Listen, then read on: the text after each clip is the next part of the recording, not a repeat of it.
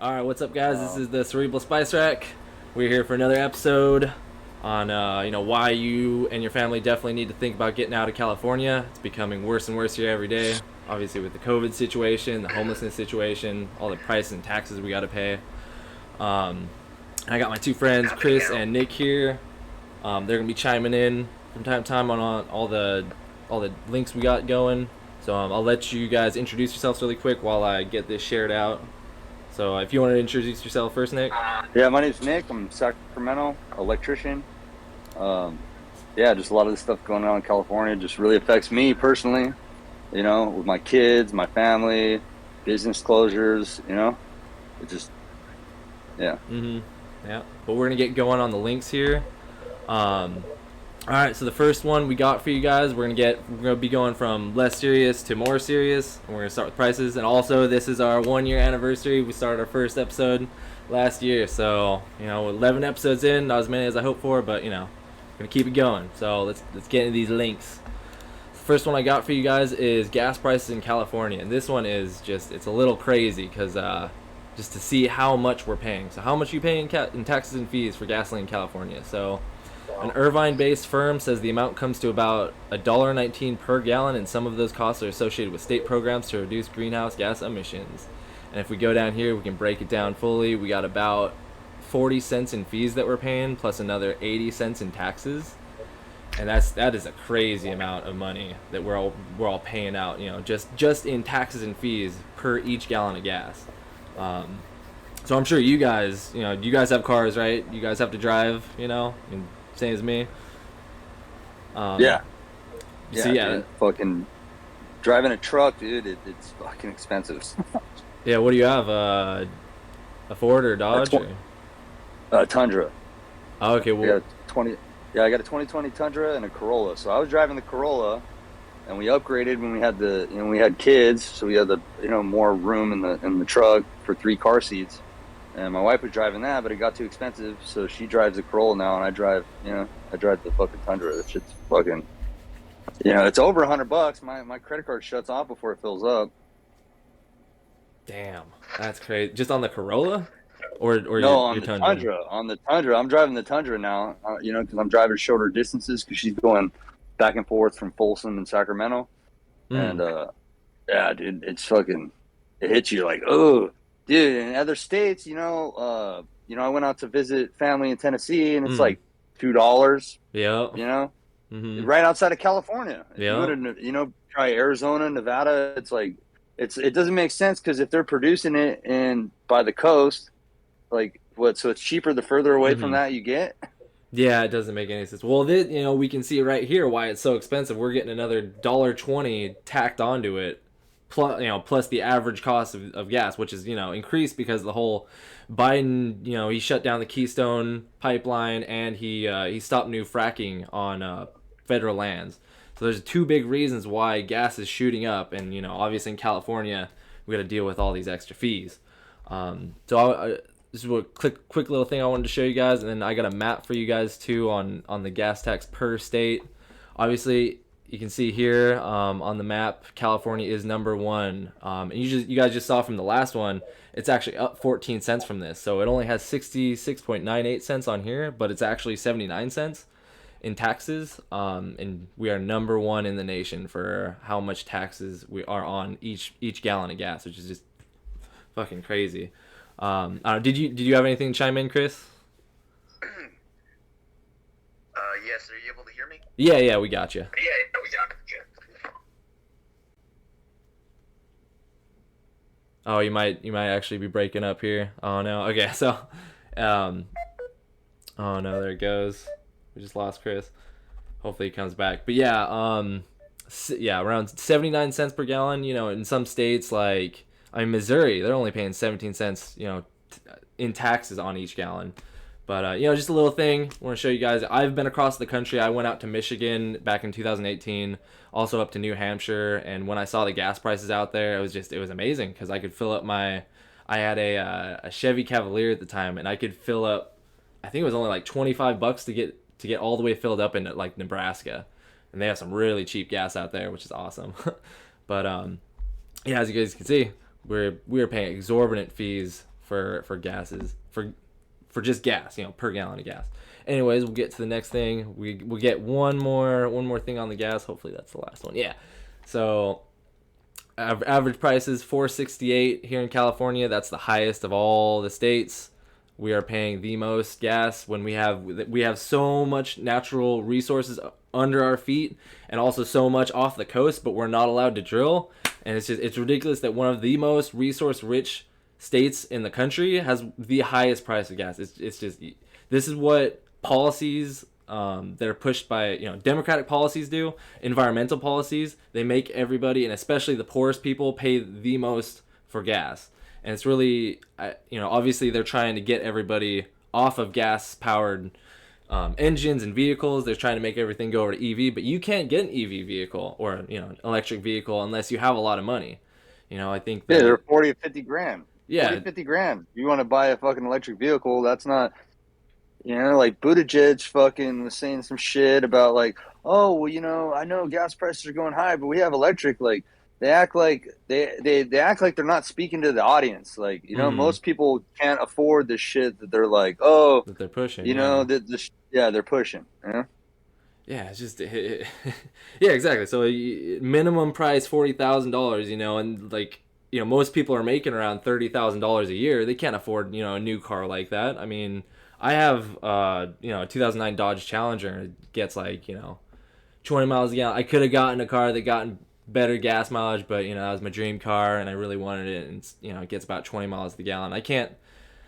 I'm so blessed to have a job that I can bike to in my town. I know a lot of people can't do that. They have long commutes. And I was working, I had an hour commute just a couple years ago when I worked at a lab up in Paso Robles, which is about an hour away. And I was spending at least, $300 a month on gas. I couldn't even imagine what the price would be now, because I think back then it was, it was $1.50 less per gallon. And now we're paying, this much more on it. It's like, where do they expect the people get this much, the extra money from, It's just crazy. But anyways, do you guys have anything else to add on the gas thing before we move on here? Okay, we'll get going. Talked enough about gas. Let's get on to property taxes. So, another thing in California, if you want to buy a house, it's going to be, from this map, it actually doesn't look too bad because our property taxes are only 0.7%. When you think about it, that's not too bad of a percentage rate, but when you think about how much housing costs are, how much houses cost here in California, then you see that really starts to add up, because is it 0.7 or is it like 1%? I thought it was like 1% something. So from my source, it's the Tax Foundation source. It's saying 0.7% is our property tax rate. You're a homeowner, right? Yeah, I'm a homeowner. Yeah. How much do you pay in property taxes every year, if you don't mind me asking? I don't have the paper with me right now. So the way I got it rolled in, it rolls into my mortgage. So I have my homeowner's insurance and my mortgage insurance, because I have an FHA loan, meaning like I don't have a big enough down payment. And all that gets rolled into it, Mm-hmm. But I thought it was close to 1%, 0.7, 1%. It's around the same. Yeah. But so that's not too bad. But then when you add in all the other taxes, as you guys are gonna see here in a minute, it really starts to add up. So we'll go to the next one, and you guys can just all this information is from the Tax Foundation. They're really, really helpful when I was gathering all this information. Now we'll go down to the median property taxes paid by county, and we'll see, and you guys can really get a clear picture from this. As you can see here on the coast of California, we're paying some of the highest rates, or not the highest rates, but we're paying the most in terms of just pure cost out of our pocket for property tax. Like here in San Luis Obispo County, the median property tax that someone's paying is about $4,000 a year, and that's crazy to think about. What that's like, that's over $300 a month, I think. It's like $350 or something a month, maybe a little bit less than that, between $300 and $350. As you can see, the inland counties are a little bit better, but it's still pretty expensive. But compared to some places out in Nevada where people are only paying about $1,000. I mean, look at this. Esmeralda County in Nevada, 383 is their median. How much they're paying out in property taxes, and this all goes back to how much housing costs, where you're at. So obviously here in California, I had another source, but it wasn't the clearest, so I took it out. But basically, the average home cost here in California is like it's $670,000, which is that's fucking crazy. You have to be making so much money to be able to afford a house like that. If you don't mind me asking, how much did you guys pay for your house? So we moved from so I'm from San Bernardino originally, right? And then, my wife she's from Arizona, but she was living in LA when I met her. Before we moved up here to Sacramento, I was living in Orange County, right? And you could live in the hood, maybe for like 400, a $500,000, like Santa Ana or some shit.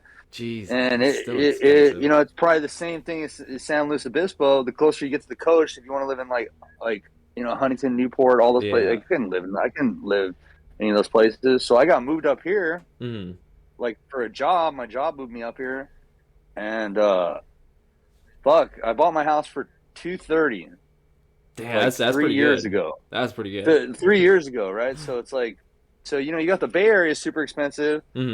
And when I bought my house, that's what I got it for. And now all these people are pushing this way. And my shit, a house down the street sold for like $400,000. Wow. Yeah. And this is in Sac. So in Sacramento, you have all these other areas and shit, But the price is just going up exponentially, especially over the past few years. And like the housing crisis here, I think I have a link on the housing crisis that we're gonna get to. But anyways, as you can see, but so the thing that's crazy though right now, right? They have the interest rate super low. But I remember my dad bought fucking when he bought the house when I was super little, they were paying like 10%. Yeah, they were paying a lot in interest like back in the 70s, I think. Dude, this is because I was born in '88, so sometime around then. So late '80s, '90s, and then that led up to fucking the housing crisis. Yeah. Yeah, it's just it's like, what are you supposed to do if you're a young person, and you wanna own a home? Like it's really not viable here in California. I mean, especially someone like me in SLO, look at housing prices. Like I can't even get a house or a mobile home for under $300,000 here, and that's just a small basic mobile home. That's insane. With lot fees. Yeah, exactly. With lot fees. With lot fees. And I was looking at some mobile homes out in Nevada, Wyoming, Idaho. You can buy a mobile home out there for $30,000 to $50,000, like right off the bat. The price of a car here, And it's just like it's crazy that they're charging 10 times the amount, just to live, in a place that has good weather. I don't know. That was my whole argument for living here for the past 10 years, that our weather was great, and no matter how shitty everything else got, that was worth it. But, more and more, especially with the links that you guys are going to see, like, it's not worth it. It's not worth paying all these fees and taxes, and especially all the political and cultural stuff that's happening here. It's not worth it. It's becoming less and less worth it to live here. And there's a mass exodus going out of California right now. I mean, I was just looking up rates on a U-Haul to move out, either Wyoming or Idaho, and they want a minimum of $5,000 for, just a tiny U-Haul. It's fucking crazy.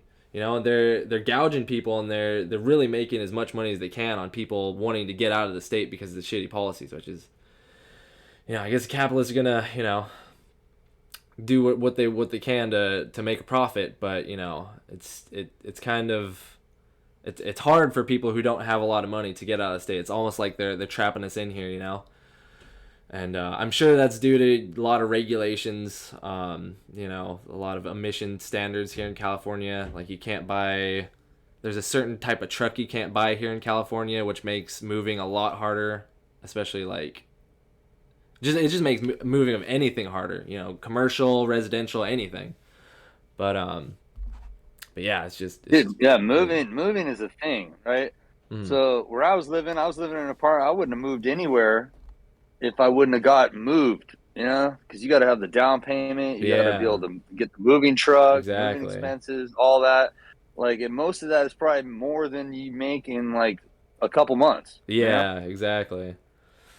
Yeah, that's my biggest dilemma right now because I won't be able to afford a U-Haul for $5,000. I'm just because I was going on some forums reading, and a lot of people are going to Arizona or border towns in Nevada, renting a U-Haul truck there, coming back to get their stuff because it's cheaper overall doing that than renting one right out of a town here in California. Which is crazy. You have to go all the way to another state to get a good price on something, come all the way back, and it's still cheaper that way. But anyways, we'll move on from property taxes, and then this is a big one. We'll get in income taxes here. So the top marginal income tax rates, as you can see, California has the highest top marginal income tax rate at 13.3%.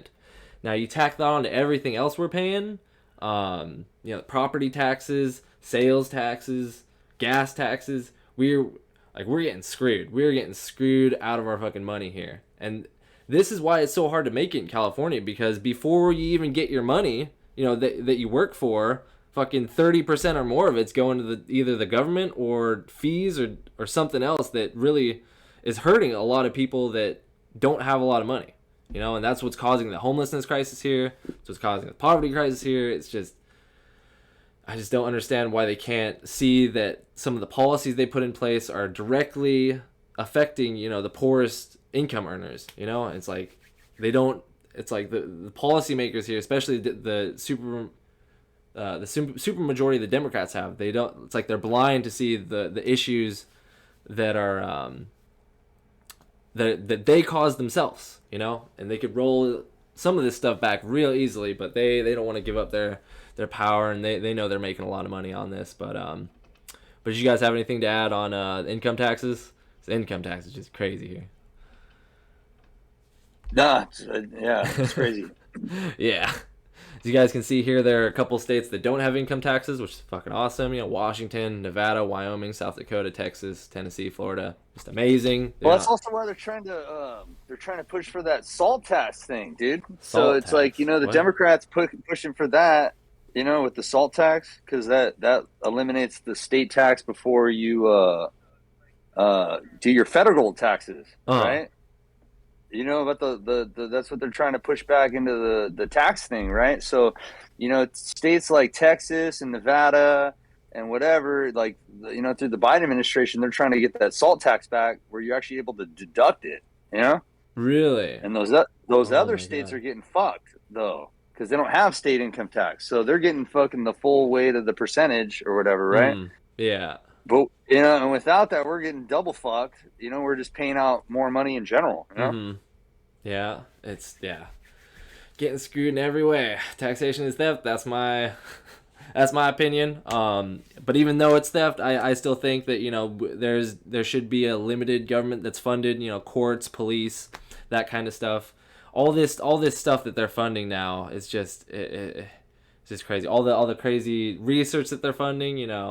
I don't know exactly if it goes on in California, but all the crazy NIH research, them doing torture experiments on monkeys and then torturing beagles, eating their faces off. Like, I'm sure most of the money that that we pay in taxes in California, I bet most of our money is going to shit like that, But obviously, I didn't get a whole bunch of examples on shitty things that we're spending our taxes on here in California, but I'm sure there's a whole long list of them. Anyways, we'll move on to now sales tax. Oh boy. So with income tax, the property tax, we have an 8.68% sales tax on top of all of those other taxes. So you add all that up, 13.7, the gas tax, which is probably one of the biggest taxes you're paying, because obviously you have to drive to get to places. If you have a job that you have to commute to, that's a big chunk of your wages. Then you get fucked over even more from the sales tax, and it's just like they don't understand what this is doing to the lowest income earners. They can rail on all they want about how rich people don't pay their fair share, but at the end of the day, this fucks over everybody, and it fucks over those at the bottom income levels the most. which is really sad. They can't, like as you can see here, there's a couple states that don't have sales tax. Oregon, Montana, New Hampshire, what is that? Delaware, I think, which is surprising. But yeah, so I mean, obviously there has to be some way to fund the state government, but I think sales tax is definitely, I would much rather pay a sales tax because it's more voluntary. You have to go out and you're choosing to buy things rather than it just being taken straight out of your income. So if I were to pay a tax, I would say sales taxes are the most ethical in my opinion. But still, being in California, we have the ninth highest sales tax in the country, and that's really hurting people at the bottom the most. So, did you guys have anything else to add on that, or? Yeah, dude, it being voluntary is the whole thing. Like the direct tax, they got all these different categories of taxes, but when it's a direct tax where it's not avoidable or you can't get around it, especially for food, motherfuckers taxing people for basic like essentials, dude. It's fucking. Yeah, it's crazy. It's just one more fee tacked on to how much it costs to live here, and it's like, these are all the issues that people don't, especially the super majority, the Democrats have. They never look at this kind of stuff. They think, oh no, don't look at taxes. We can never give them a tax break. But this would help so many people if they lowered the sales tax, if they lowered the income tax, if they lowered the property tax. They could help so many people out of poverty. But they don't want to do it because they believe in the holy spirit of taxation so much that they're willing to do anything for it. If that means people are being pushed into poverty, so be it. Is the opinion of them. I might be straw manning them, but it's actions speak louder than words, basically. So we'll so I think that's the last of the taxes links that I had. So now we'll go to car registration rates, which should be very amusing. So we'll go. So as you guys, yeah, my shit's overdue. My shit's overdue. Yeah, mine's coming up here. Actually, I think I just paid mine. Yeah. But mine. Shit, because it's a graduated fee here in California. As you guys can see, California, our base registration fee is $58 plus a $25 title fee, and this actually doesn't show you the whole picture. This is just the base registration and title fee rate. This isn't including all the other fees that go into it, like the CHP fee and everything else. And once you add all that stuff up, I think California is paying one of the highest, car registration rates in the country. So we'll go to my next link really quick. We might come back to the map, just to compare these two. But in California, so the registration fee is $64, and then you have a license plate fee, another $23. The average insurance cost is $840, which is one of the highest when I was looking through here. Obviously, there's a couple states that have higher, but the biggest thing with car registration rates, because I know this personally, is that they screw over, people with bigger engines, people with less fuel efficiency, because obviously they're trying to be environmental here.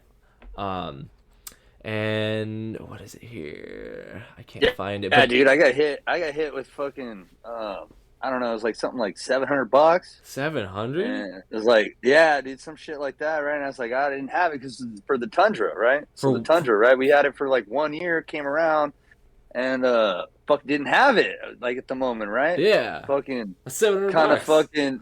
Kind of hung it on the fridge, forgot about it. That shit ended up going to it's like $1,000 now. Like it's not a priority exactly. Paying $1,000 on any given day. You know what I mean? Jesus. Yeah, that's insane. That's just on one car? Yeah, punch you in the dick. Like, boom. That's like, a full punch what in the dick. Fuck? Yeah, like, what the fuck? Yeah, it's like I keep going back to this. And it's like, if you didn't have it, right? If you didn't have it, okay, we're going to, add another fucking 30% on that. Yep. We're going to fucking throw another 30. If you couldn't pay it before, Mm-hmm. Now it's like, what? How do they think that people who don't have a lot of money? How do they think that we can get deal with this kind of stuff? We really can't.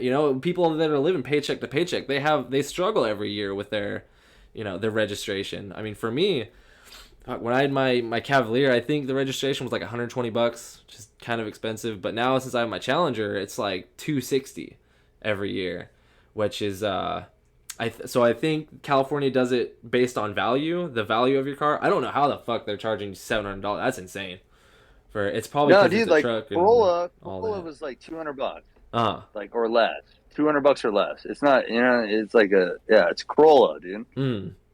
But still, yeah. Yeah, that's crazy. That's crazy. A property you own, you have to pay an extra fee on. It's like another property tax. Well, dude, it's another property tax. Dude. Yeah. It's like, why can't I own something and just fucking own it? Yeah. Like, why can't you just fuck off? Like, I paid it off.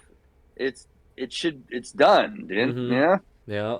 Like, I can't drive around in peace for like, I could, if I wanted to be a bum and live in my van that I paid off, I can't just live and fucking make it by or live on my property. Nope. I couldn't live on my property, grow crops, Nope. and self-sustain my whole self and not fucking just live there forever without making income. I have to be part of the system. I have to pay into it no matter what. Mm-hmm. Like, no matter how much you abstain from the system, you know? Yeah, they'll come looking for you if you don't pay. Right? So you better be paid up. God, and then if you don't pay, then they put out a fucking. Well, I don't know how it works. I've never been leaned. I need to do more research, but pretty sure the IRS they start docking your pay, don't they? They start what's the word? I can't think of it right now, but garnishing. They start garnishing your wages. I think if you don't pay some of these things. And then, if you get pulled over and you don't have registration, and if you can't pay it, then what? A warrant goes out for your arrest? Well, maybe not. I'm not 100% sure on that, but they're just making it as hard as possible. And this is why our homeless problem is so bad. They're pricing so many people out, and it's really sad to see. I mean, I've been homeless 4 or 5 times in my life. I'm really blessed right now to be living in a house. And it's really rough, and I was homeless as a child too a couple times just because of how expensive everything was, from rent to taxes to food. It's too expensive living here, and I am 100% sure that if we were living in a cheaper state, maybe somewhere out in the Midwest, we would have not had the same problems. And yeah. But so we'll move on to now housing prices. Oh, okay. So this is we'll get into housing prices. I should have had this on the housing taxes, but we can see here how county median home prices per county. So I can see, as you guys can see here on the crap. Oh, and I gotta reset this. This map is so bad sometimes. Okay. But as you guys can see here, on the coast of California is the worst place for, medium home prices.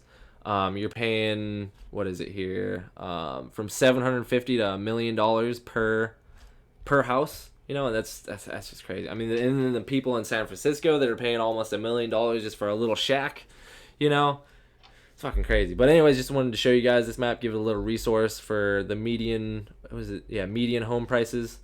I should have to do that with the taxes, but this is a good step way into the homeless problem here in California. So we'll get into that. So how California homelessness became a crisis. So there's just a couple things I wanted to point out for you guys in this one. So tent cities filled with poverty-stricken people have sprouted up from San Diego to Seattle. As of January 2020, California alone had about 151,000 inhabitants experiencing homelessness. And I'm sure that was January 2020 before the pandemic. I'm sure that's gone up a lot. People not being able to work, businesses being shut down. I mean, I know it's gotten worse. Just, as anecdotally, going out to downtown here in SLO, the homeless problem has gotten fucking really bad. Like, I'd say half the time I go out there, I get yelled at by some crazy homeless person out on the fucking street, and like, I'm not saying that, fucking in SAC, right? Walking to lunch straight, like, so I was working, right next to the Capitol at the convention center. And, fucking walking to lunch, some dude shit in a bag on the corner, dude. What? Like what the fuck? Like, what the fuck? You know, like, well, hey, I mean, and at least it then was in like a bag. at least it was yeah, so at least it was in a bag, right?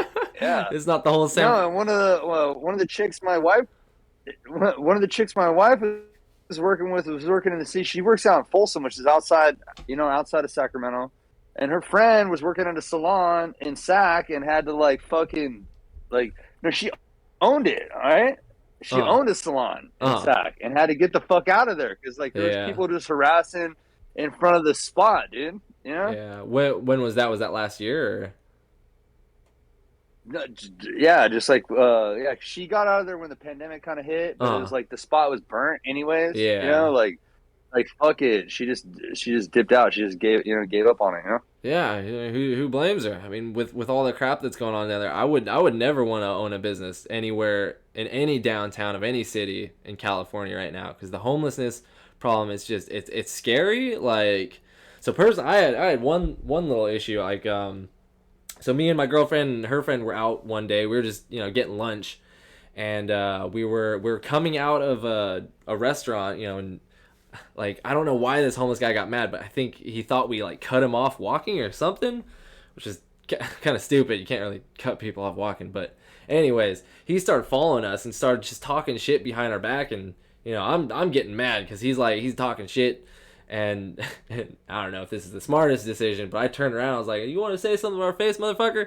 And of course, he starts like yelling. He's got a dog with him, and it's a good thing my girlfriend and her friend was there because they kind of had to dissuade me from doing something about him because I was mad. Like you don't talk to people like that. You don't treat people like that, and these it's really sad to see the situation that some of these transients are in. Being homeless myself, it's not a fun situation at all, like 100%. But at the same time, No, I've been there. I've been yeah, there.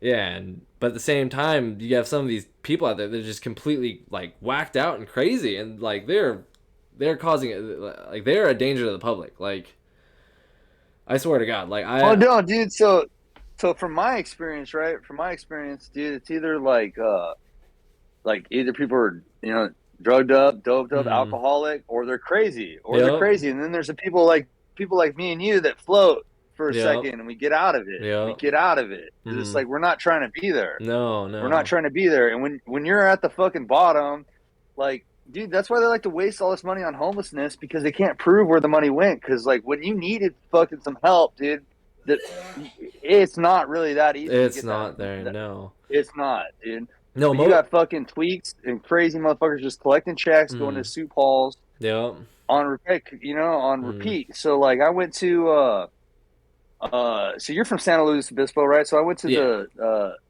Santa Barbara Rescue Mission, uh, right?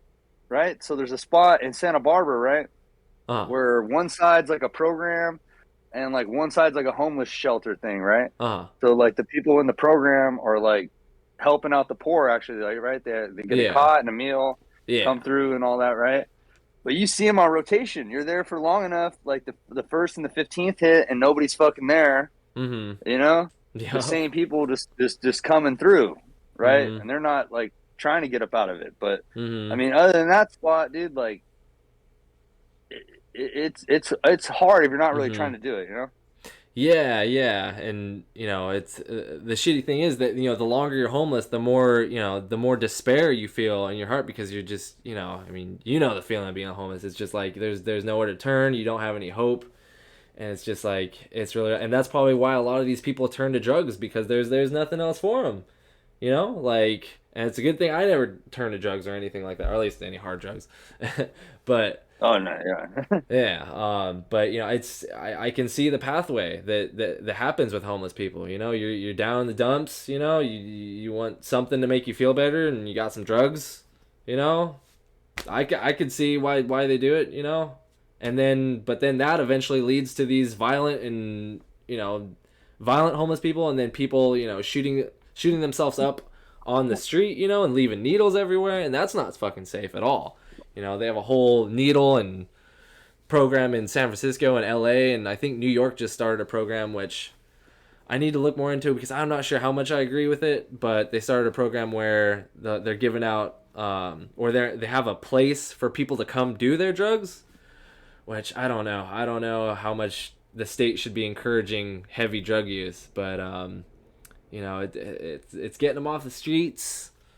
But I think that's just a band-aid on a fucking on a festering wound, and they're not solving the actual issues, like what we just talked about, all the taxes. If you just lowered some of those taxes, you could solve a good portion of the homelessness crisis. Not overnight, but it could start. People would start working their way out of poverty, and they could get themselves a home, they could get themselves property, you know, and get themselves out of it. But they don't want us out of it. They want us, you know, especially homeless people. I feel like, you know, this is just my opinion, but I feel like they almost want the homelessness problem to keep people afraid, you know, keep people in their houses. They don't want people going out because you have all these homeless people out there that'll fucking, you know, yell at you and assault you on the fucking street if you go out. Especially, you know, downtown LA or something, you know, like, I remember I was in downtown Sacramento, I think it was 2017, and it was really bad. Like, there were a lot of people on the street, you know, just, you know, hungry, just laying there, just despair, just doing drugs. And I'm like, I bet the problem is at least tenfold now. Like, I wouldn't even want to walk on the streets of any of these big cities at night now. Like, it has become way too scary, way too unsafe, basically. But anyways, I wanted to keep going on this little link here. There's a couple things I wanted to show you guys. So we'll go on here. Existing renters fear development will cause more gentrification and displace them. Zoning and various regulations make it hard to build new housing. Obviously, that's a big problem, is all the regulations that California has in order to build new housing and the zoning requirements.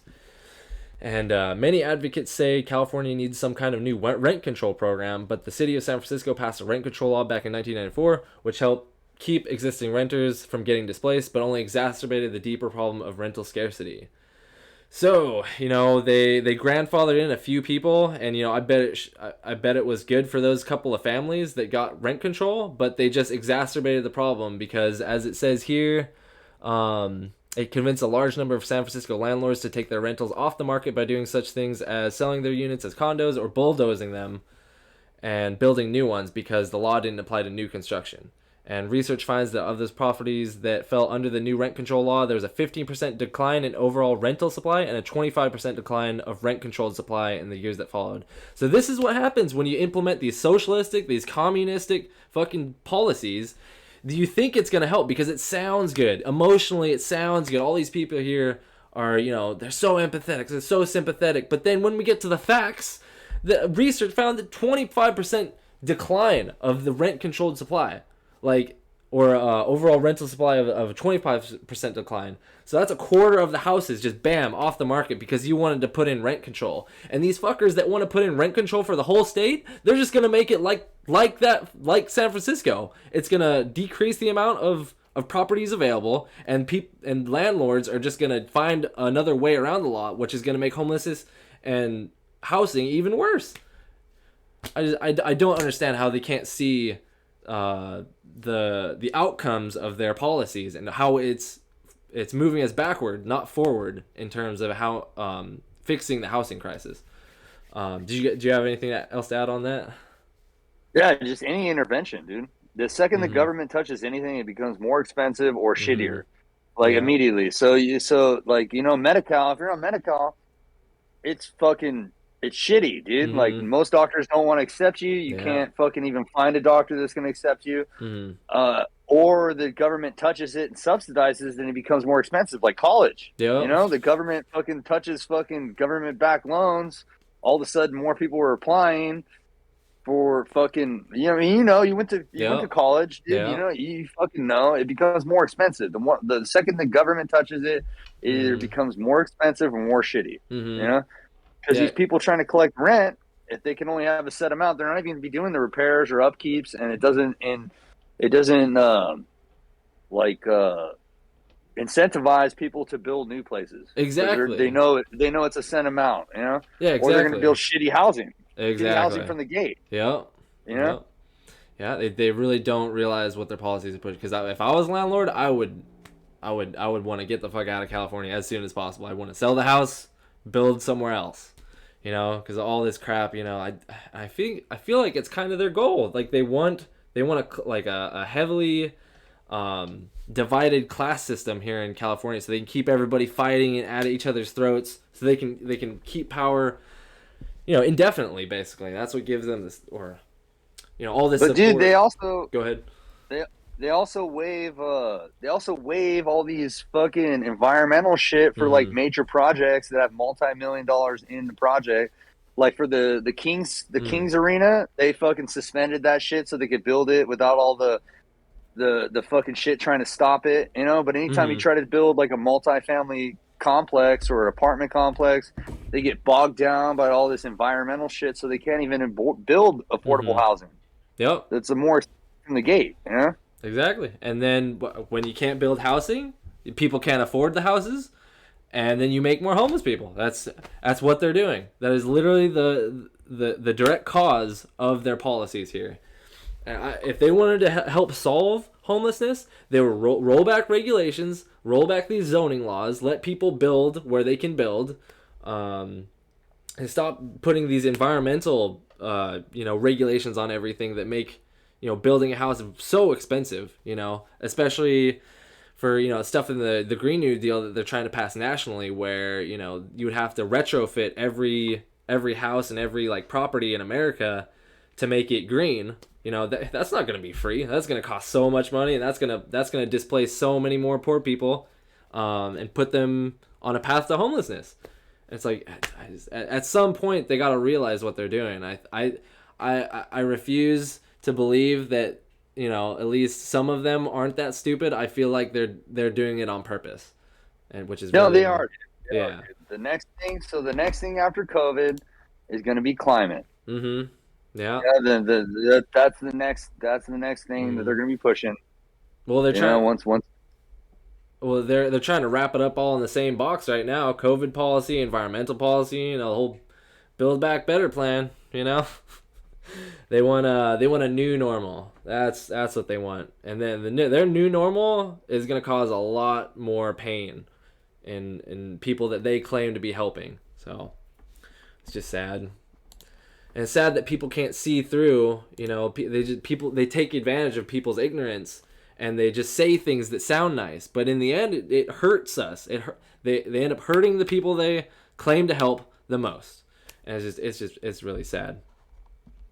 But anyways, we'll move on from that, and we'll get into a little different topic here. So, title of this article is "San Francisco to launch poop patrol to clean up streets amid homelessness crisis." And you were just talking about how you saw someone taking a shit on the side of the road, so it's not just happening in San Francisco. There were other couple links that, you know, I trimmed out, but this is happening in LA, at San Francisco. I think they even have one in Sacramento now, but it's like this shows you what California puts the money to. Instead of fixing the homelessness problem so that people don't have to shit on the road, they build a whole new department that requires, you know, paying workers, you know, exorbitant fucking salaries to clean up poop. Obviously you'd want to get a good salary if you're cleaning up poop off the streets, but, you know, the department shouldn't even be necessary. You know, they shouldn't have to launch a poop patrol in the first place. Union poop patrol. That's what they want. They want a unionized poop patrol. It's just ridiculous. Yeah, it's gonna be the next big union job, because I think I heard people in San Francisco that do the poop patrol, they're making like 120 grand a year. Like, goddamn, I'll go clean up poop for 120 grand a year. That's a deal right there. But then living in San Francisco, making 120 grand a year, you're basically still fucking poor. Can't afford anything there. I think I saw the lowest you could make in San Francisco was like $250,000 before you were actually able to afford housing, you know, just like the average house there, which is just fucking crazy. I don't understand why, you know, people that are in lower economic levels stay in these places like LA and San Francisco, you know, because they're really getting hit with the brunt of the force of California's policies, especially the city policies. So I got this house for $230. At the time I got a 1 year pay of like $45,000. Okay, that's pretty good.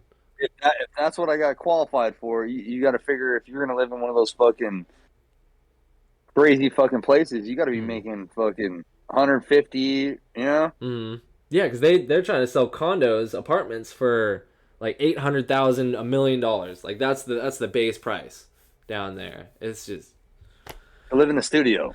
You yeah, know? yep. When you You have to can, live there. You have to live there with 3 people. yep, Yeah. that too. When you could go out to the Midwest and buy a fucking mansion for the same price, you know, or not even the Midwest. You could go to Florida, Texas.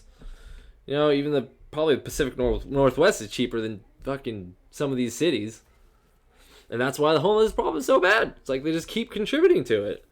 But anyways, I'll get more into this, and obviously the poop problem comes from homeless people. So we'll get into this this article here. I just wanted to share a couple of things with you guys. San Francisco is launching a poop patrol in an effort to clean up city streets as it struggles with the persistent issue of homelessness and a lack of public restrooms.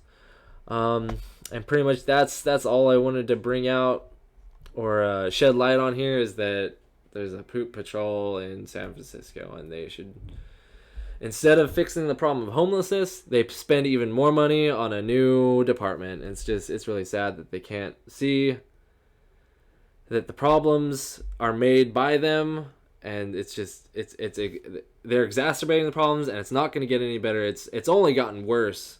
All the time I've lived here, and so this is a big reason why you should really consider getting out of California. Like obviously I'm gonna wrap it up at the end after you guys have seen all the links, but like cities that need poop patrol, like come on man, fix the underlying problem instead of fucking putting a band-aid on it. But anyways, now we'll get into some crime rates by states. So here's the one that's we're getting a little bit more serious now. We're getting to violent crime. So this is a graphic of violent crime rate per 100,000 residents in 2020, and as you guys can see here, California is on here as one of the highest, but out of the total amount of crime, we have the highest. We're number one. We have 174,000 incidents of violent crime. Well, that's what we had last year, and 2020 was actually violent crime rates started to spike because of the pandemic. People were put out of work, businesses closed up, so people got desperate and they started either robbing people or thieving from people, and you'll see from one of the next links we have here the theft spree that's been going on the past couple weeks here in California. But as you guys can see, some of these states are, the violent crime rates are very low. Idaho, Oregon, Washington, Wyoming, Utah, the northeastern states, New England, Maine, New Hampshire, Vermont, very, peaceful. I've been up there. It's very, very peaceful up there. Not a lot of animosity. And then when you go to compare that to, cities in California, like California, LA, and people are just getting mugged daily, getting robbed daily, and it's like, why would you want to raise a kid here or have a family here when the violent crime is so fucking crazy? And obviously the rates are a little bit higher in other places, Louisiana, DC's got the highest rate of violent crime. So don't move to DC if you're trying to raise a family. Or Alaska. Alaska looks pretty bad here, but No, there's spots where people don't even want to leave their doors locked because your windows will get broken. yep. It's just better just to take everything out of your car. Exactly. There's nothing in here. Mm-hmm. And then on top of that, you have laws, in California and New Jersey and New York where you have a duty to retreat from your house before you can use lethal force on someone who's trying to break in, So even after someone breaks in, you're not allowed to defend yourself or your property.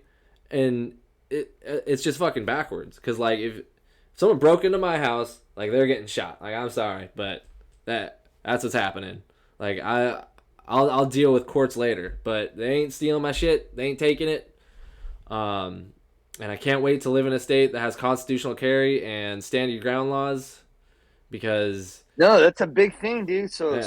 so like I've been to the penitentiary, dude, and I've Yeah. seen motherfuckers in there for defending themselves in their own home Yeah. and fucking getting fucking life, dude. It's Yeah. like for some shit that happened, dude. Like the fact that there is no stand your own ground or castle laws Mm-hmm. or anything like that, dude, is kind of fucking Mm-hmm. way out. Yeah, I think there was a story I was hearing about.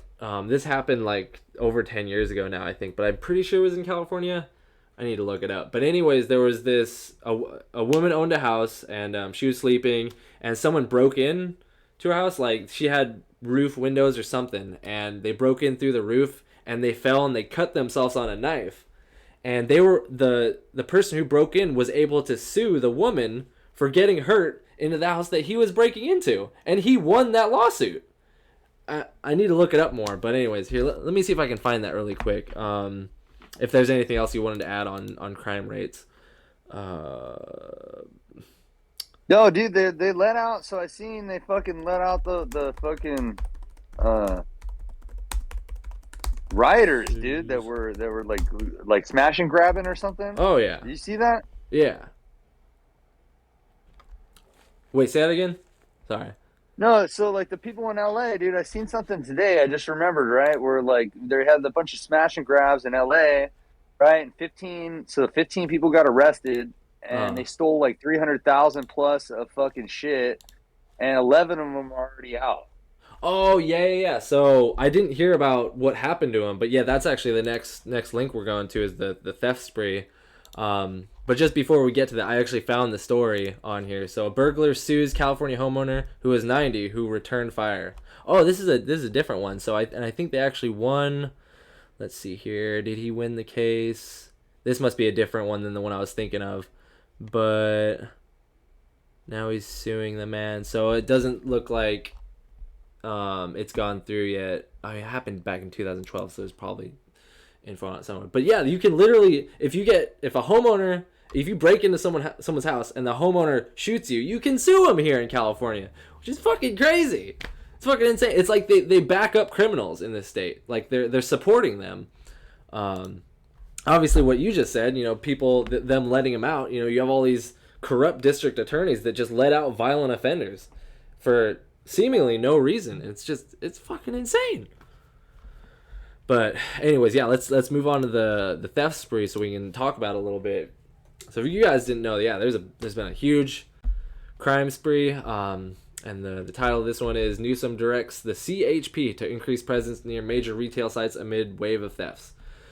So Governor Gavin Newsom on Monday, so this was out on November 23rd, so it was only like 2 weeks ago. On Monday, directed the California Highway Patrol to increase their presence near major retail sites after a string of thefts targeting high-end stores, including Los Angeles. So he said the level of organized retail theft we're seeing is simply unacceptable. Oh, come on, Newsom. I mean, you got to expect this stuff to happen when you release violent criminals back out on the streets, and so for example, one of the places that got raided, I think the first place that got raided was in Nordstrom.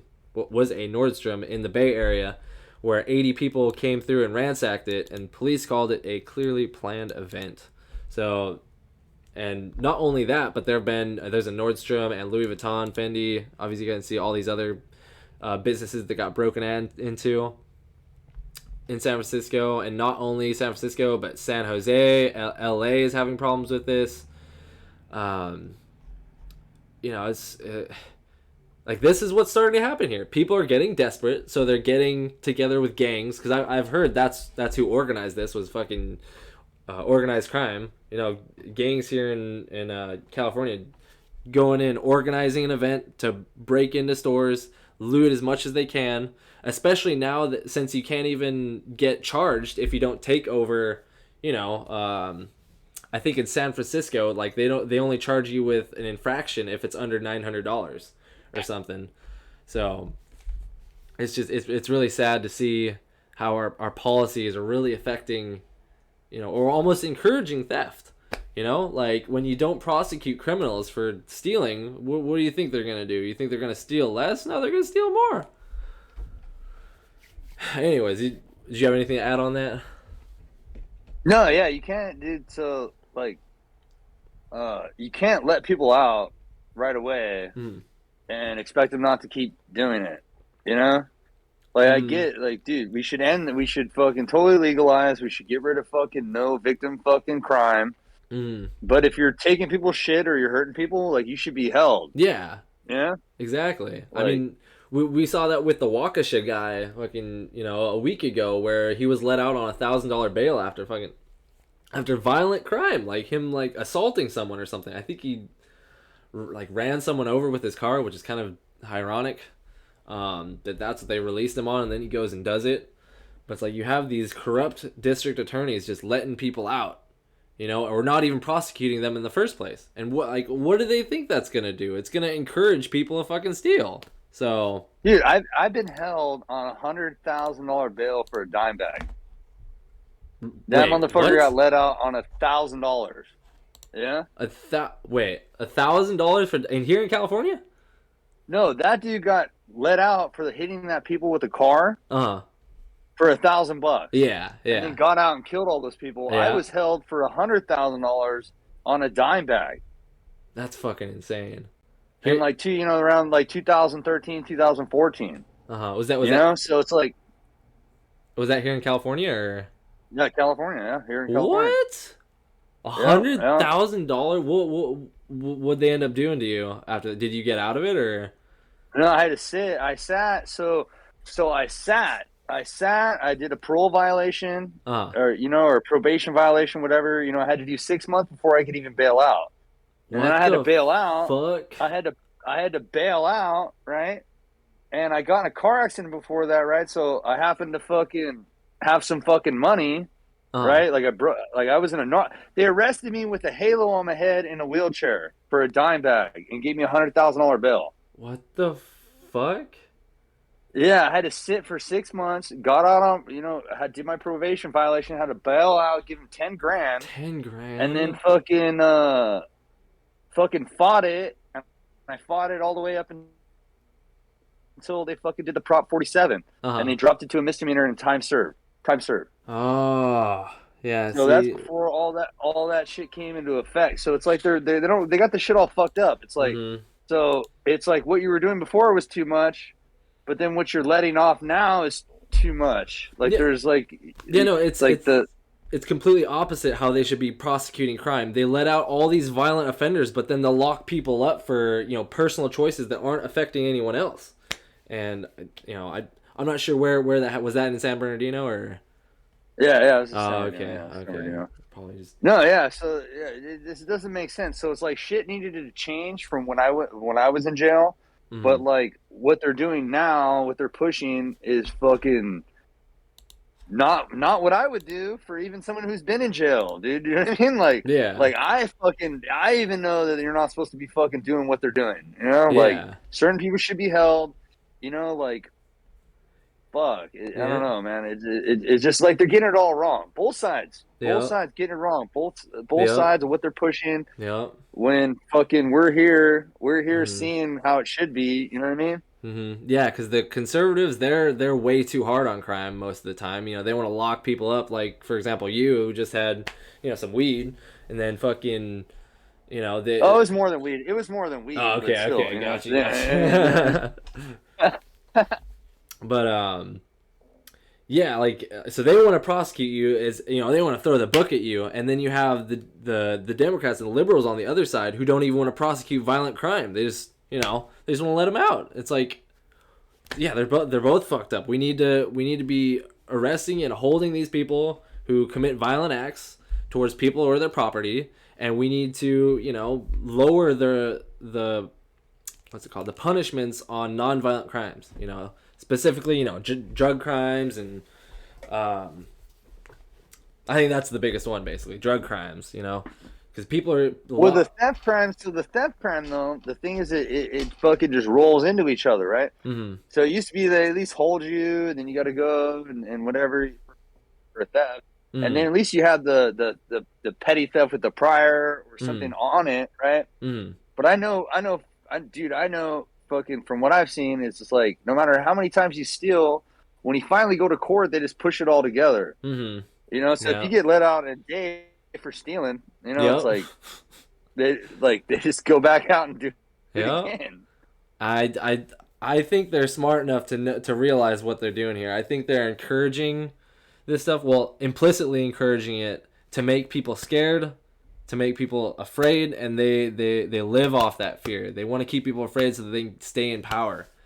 And you have you pay for the solution. Exactly. So for the solution, exactly, getting fucked on all sides. But yeah, anyways, we'll get on to the next change up the tone here a bit. And this one was, I really wanted to talk about this, and it's kind of a good thing that that it went like this. But anyways, let me get you guys the story. So deep blue and overwhelmingly against racial preferences. What's going on in California? So this is all about the Prop 209 that was on the ballot in 2020, which said it was okay. If people voted yes for this bill, then it would then be okay to discriminate based on race when you're looking to hire someone. And that's specifically what the federal government, or not the federal, but the state government wanted to do. The state government pushed this. So I'll just to fucking in favor of being prejudiced, right? Yeah, exactly. Like it's the whole opposite idea of what America was founded on. All men are created equal, and they're trying to roll it back to be like pre-civil rights era. In California, it's a good thing that voters rejected this, as you can see. But let me just read this little sentence. This year, Proposition 16 was intended to repeal Prop 209, and voters rejected it by a margin of 57% to 43%. So it's a good thing it lost, but look at that. You had 43% of voters here saying that it's okay to discriminate based on race, which is fucking scary. Like if you have that, like that's a big fucking portion of the state who think basically racism is okay, directed in one way. And they do it in in the name of equity, dude. Mm-hmm. They do it in the name of equity, so it's Mm-hmm. like they're already kind of doing it. They're Yeah. already kind of doing it, Mm-hmm. Yeah, and we can get in further here. So let me read you guys this part. This is what surprised me. I didn't know this until today when I was reading this. But the Yes on 16 campaign enjoyed a funding advantage of 16-1, the support of the California political, business, and media establishments, and endorsements by a host of national figures, including the now Vice President Kamala Harris. So all these people are pushing for racial discrimination. They think it's a good thing. It's okay to, as long as you're racist against whitey. But, if you're, obviously all racism is bad. We fought a war over this. We had a whole civil rights movement about this, and they're trying to roll it all back. It was really sad that this ballot, because the main reason I want to bring this up is that this was even on the ballot. This shouldn't have even been on the ballot. Like it's not a question. You shouldn't be able to discriminate based on race, and that's what they wanted to do here. And it's scary, and I hope that it never comes up again. But seeing as how politics are going now, I wouldn't doubt them trying something like this in the future. But it is good that it lost 57 to 43. But still, that's a lot of fucking people that think discrimination is okay. Anyways, was there anything else you wanted to add on that? Nah, too. Yeah. So yeah, basically, I just want to give one last, because the guy who wrote this, Ward Connolly, he says equality is central to the American creed. The founding fathers, Abraham Lincoln, Martin Luther King, and now the people of America's largest state have reaffirmed that act, that everybody is born equal. You shouldn't discriminate based on race. But that's what lefties are pushing for right now. I'm not going to group them all together. There's still a good group of liberals out there that don't believe in racial discrimination. But more and more as we get every day that passes, it just seems like there's more of the Democratic and left electorate that is on board with this kind of stuff. Anyways, so, and then here's another good thing. It's another little switch up, but this is, and I was just talking with you about this, Nick, but the California recall, the Newsome recall that tried to pass a couple of months ago. I think it was September. No, it was October this happened. So, okay. So, let me just read this little thing. So, results of Newsome recall certified. 12.8 million total votes cast.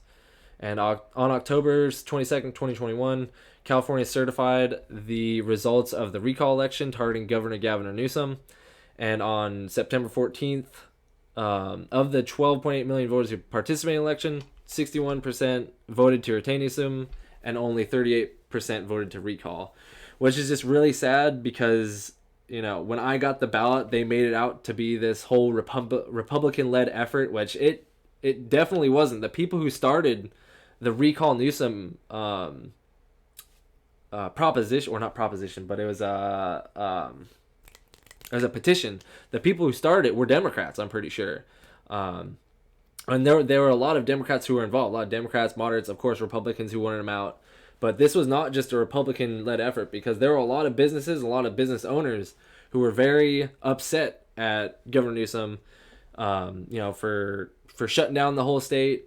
And not only that, but he put in all these policies, masking policies, vaccination policies, and then we see him at the French Laundry restaurant without a mask on, no social distancing. It's like he just doesn't give a shit. He's a corrupt politician, and he needed to get out of there. And it's really disheartening that about the same amount that elected him voted to retain him. Like, at least get like a non-corrupt Democrat in there, you know, like get someone in there who's honest, who's not going to, you know, make rules for other people, but then not follow them himself, you know? Yeah, dude, and they already spent the money, dude. But the thing that the Democratic Party did was like, no, like they didn't even offer another candidate. They didn't even offer another fucking option, you know? Yeah. And then they fucking just hit fucking Elder with all this bullshit, you know? Yeah. In the middle of all that, you know, like, yeah, dude. And then he didn't even make him count all the votes. He conceded. Like, yeah, make him count the votes. We already spent the money, dude. Yeah. Like, it was fucking expensive, dude. I think. And like this. Oh, go ahead. Sorry. No, and then this piece of shit, the second he doesn't get fucking recalled, he issues the fucking mandates and then pushes for the school bullshit. I know, right? You know, like. Because he knew more the same. He knew if he did that shit before the recall that he'd get a lot of people being against him, you know? Like it it's so saddening how much they made this out to be a Republican-led effort, you know? And I think the Republicans were not very tactful in their actions. I feel like they should have stayed out of it for the most part. I feel like Larry Elder should have been a little bit more reserved. Because, you know, this was not about Republicans. This wasn't about, you know, like a new getting a Republican in there. It was just getting Newsom out. That was the point. We could have gotten in, you know, YouTuber Kevin Pathrath, who's Democrat, or Brandon Ross in, you know. I was hearing a lot of stuff about Kevin Pathrath from some of my Democratic friends, who that they really liked him, and but obviously they made everybody think this is because everybody here is scared of Republicans. They're scared. They're gonna, you know.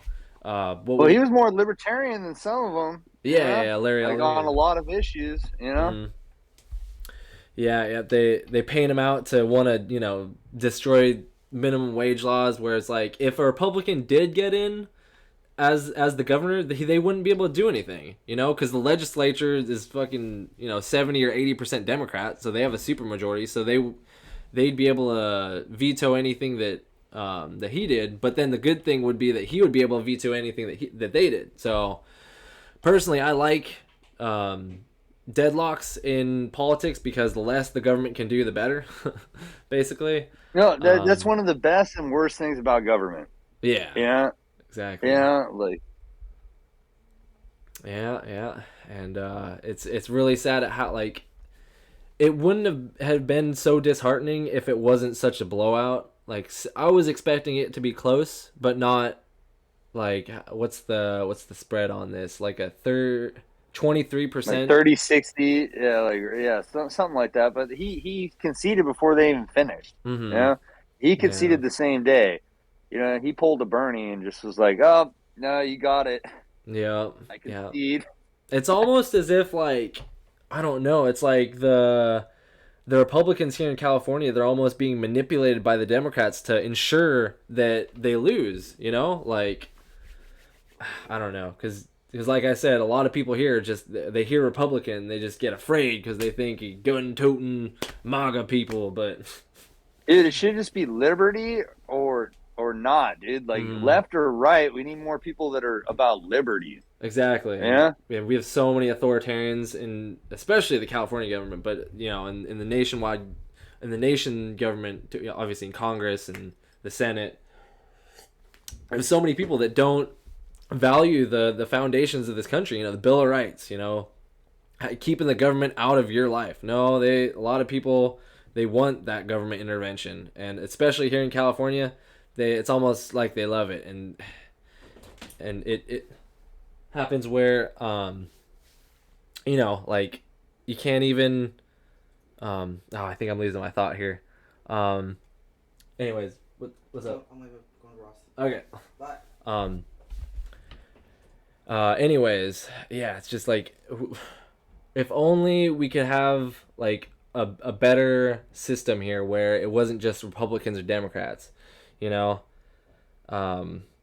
A parliamentary system would even be cool. I don't know that.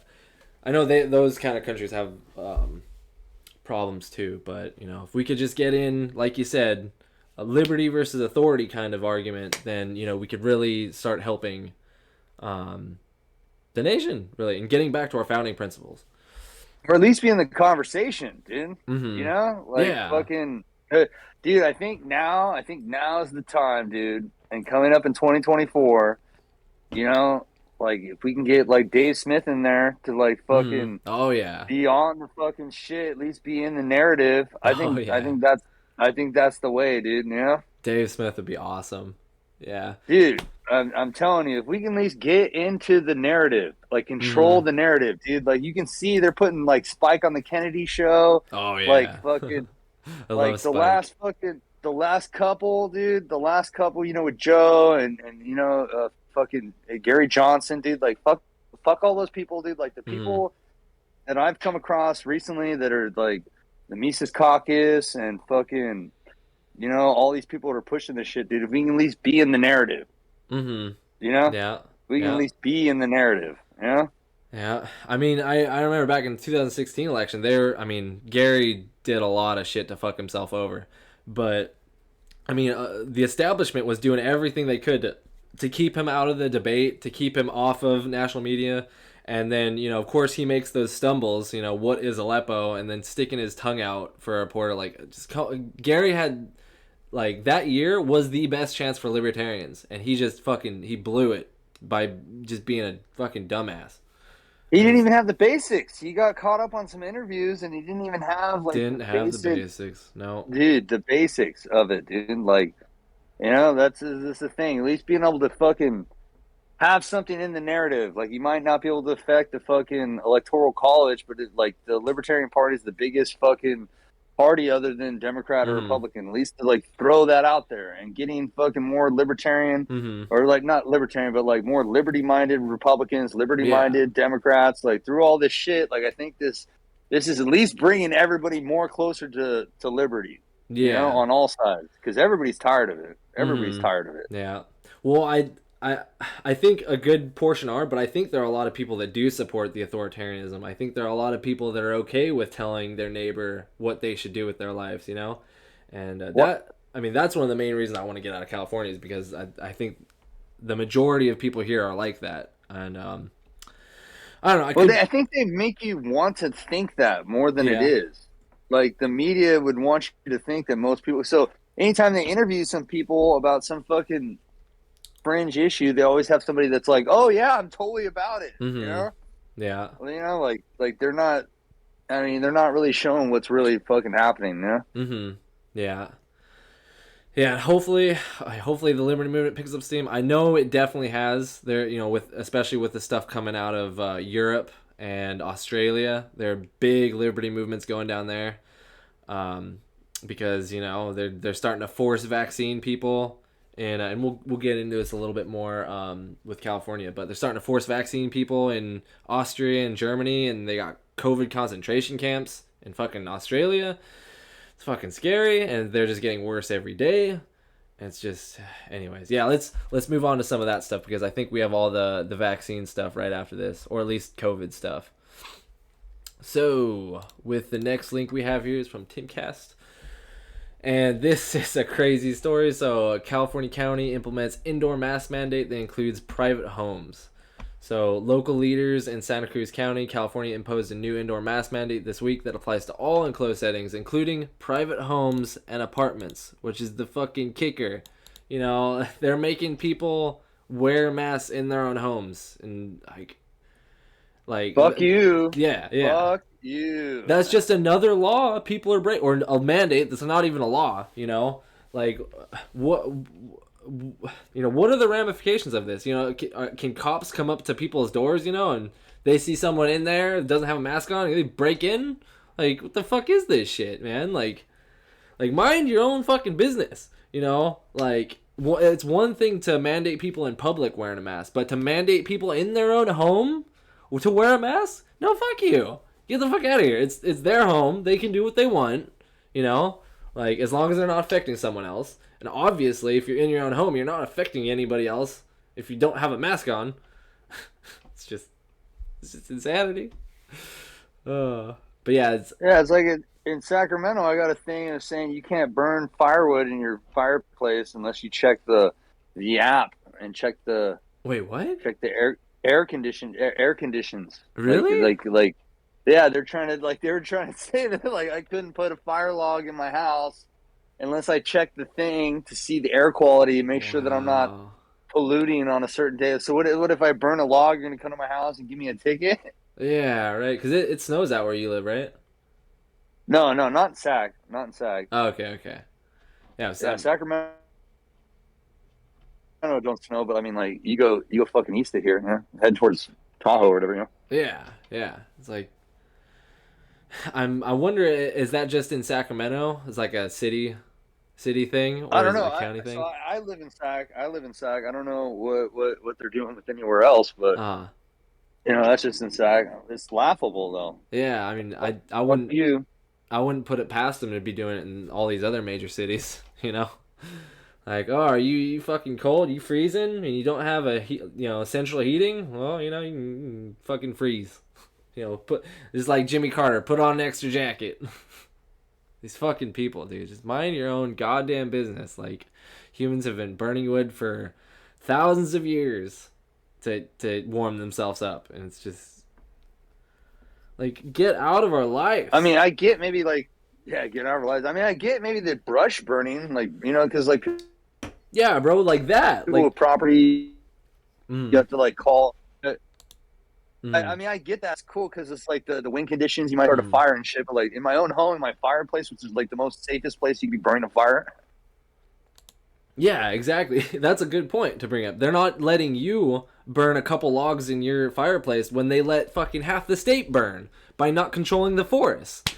And it's like, and we're like, I was looking at a smoke map, and it's like we're fucking over like Nevada, Wyoming, Utah, Idaho. Like, all of our smoke covers all of those states because the wind goes east, you know, it doesn't blow west. So we light up all of our forests because there's no fucking forest management anymore. They just let everything grow out of control, and it all lights up, and fucking, you know, that's probably you could probably have every single person have a fire in their home, you know, in their fireplace, and that probably wouldn't even put a dent in the total amount that's or carbon that's put up in the air when there are these big forest fires, you know. Yeah, you think my Duraflame is making a dent? Yeah. Right. Oh my god, this is ridiculous. But anyways, we'll keep moving on here. We're almost to the end of these links. So not only do they have a mask mandate in your private home in some counties, but they want you, and I think most counties in California have a mask mandate of some kind. I know we here in SLO, there was a mask mandate for a while. It came off for, I think we didn't have a mask mandate for maybe like 2 months, and then they put it back in right when, you know, cases started going up again. But anyways, the kids, they've been having to deal with the mask since basically the beginning of this, when there's no evidence that COVID really is a risk factor for children. Like, we're masking these kids at the expense of their future, you know? Like, You know, because when you don't see human faces in that developmental stage, you don't understand. You have a hard time seeing what the emotions of somebody else are, because facial. What's the word?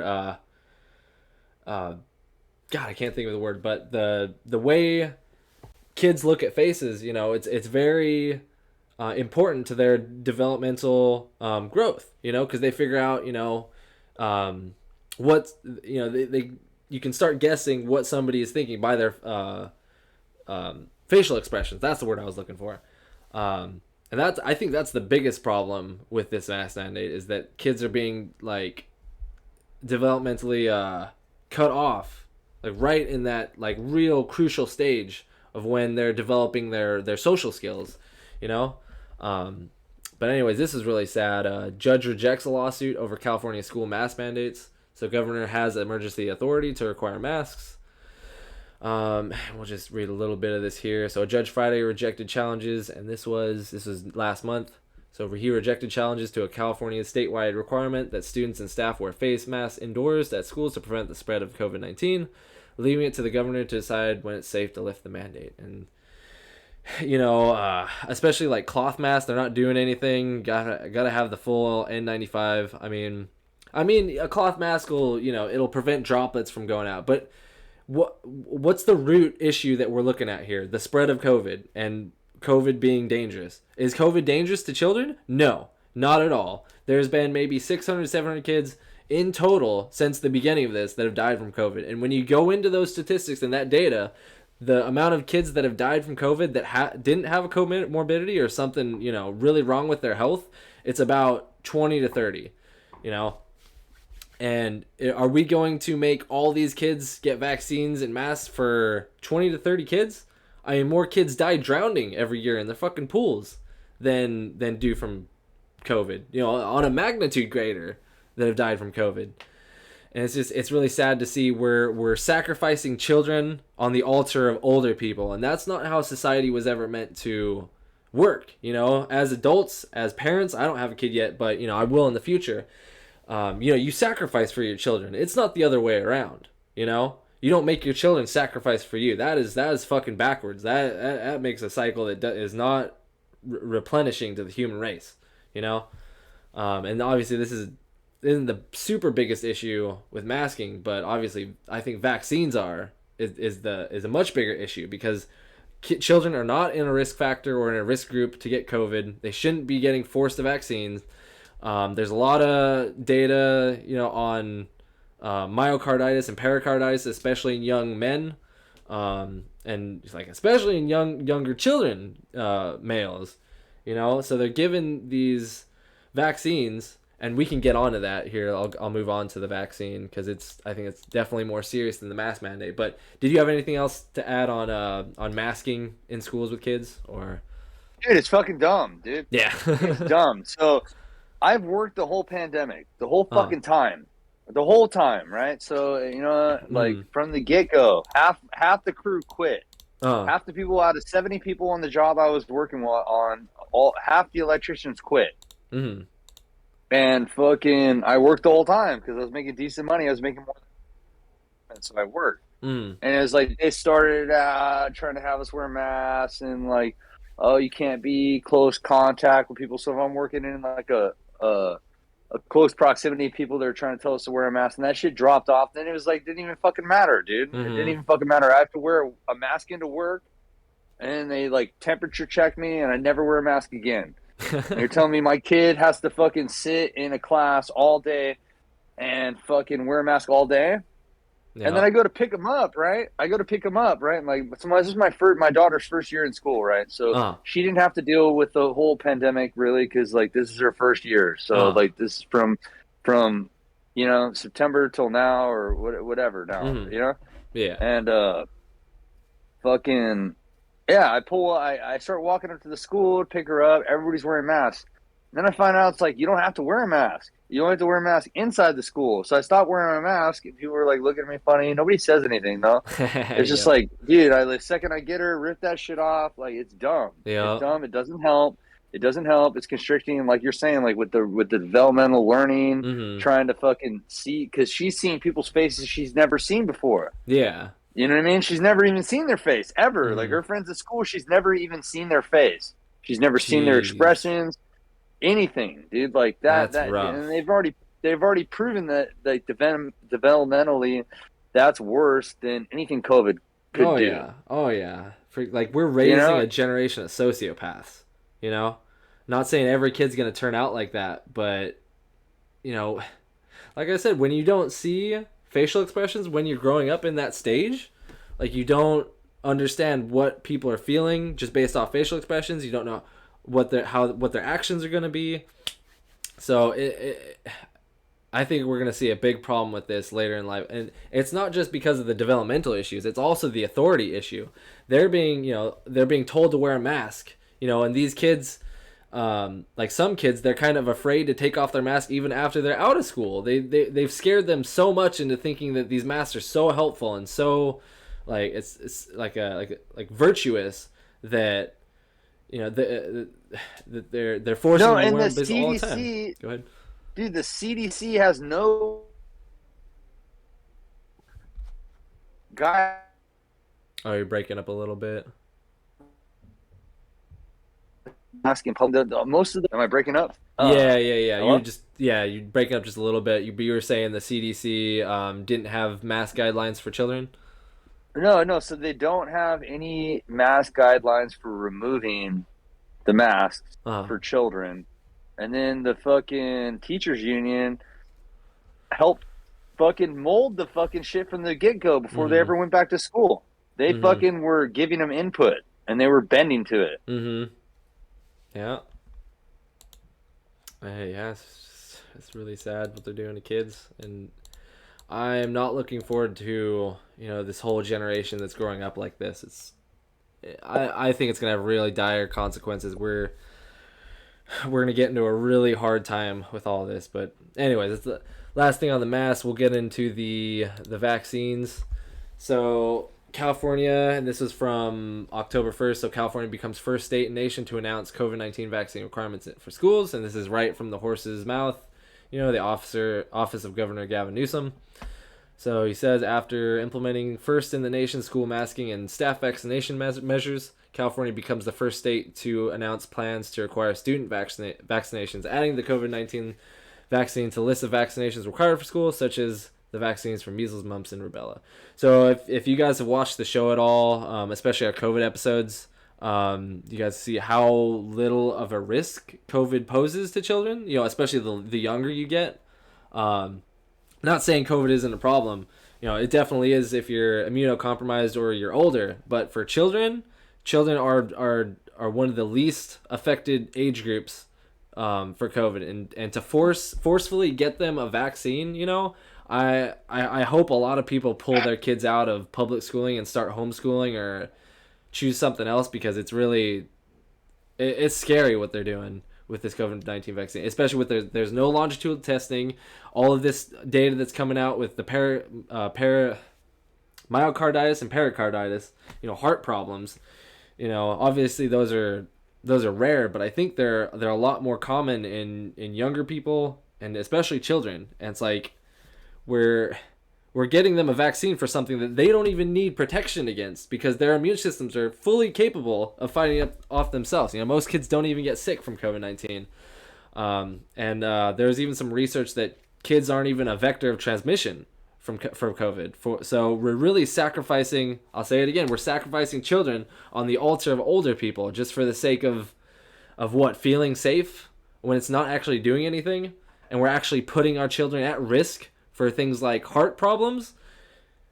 It's like I'm at a loss of words, and like, so hopefully people pull their kids out. I don't know, what are your thoughts in the whole vaccination thing for kids? No, dude, I'm already there, dude. I'm Yeah. already there. It's kind of the content, dude. So it's really like, it's not that I don't want to indoctrinate my kids, but I'd like to do the indoctrinating. Yeah. Yeah.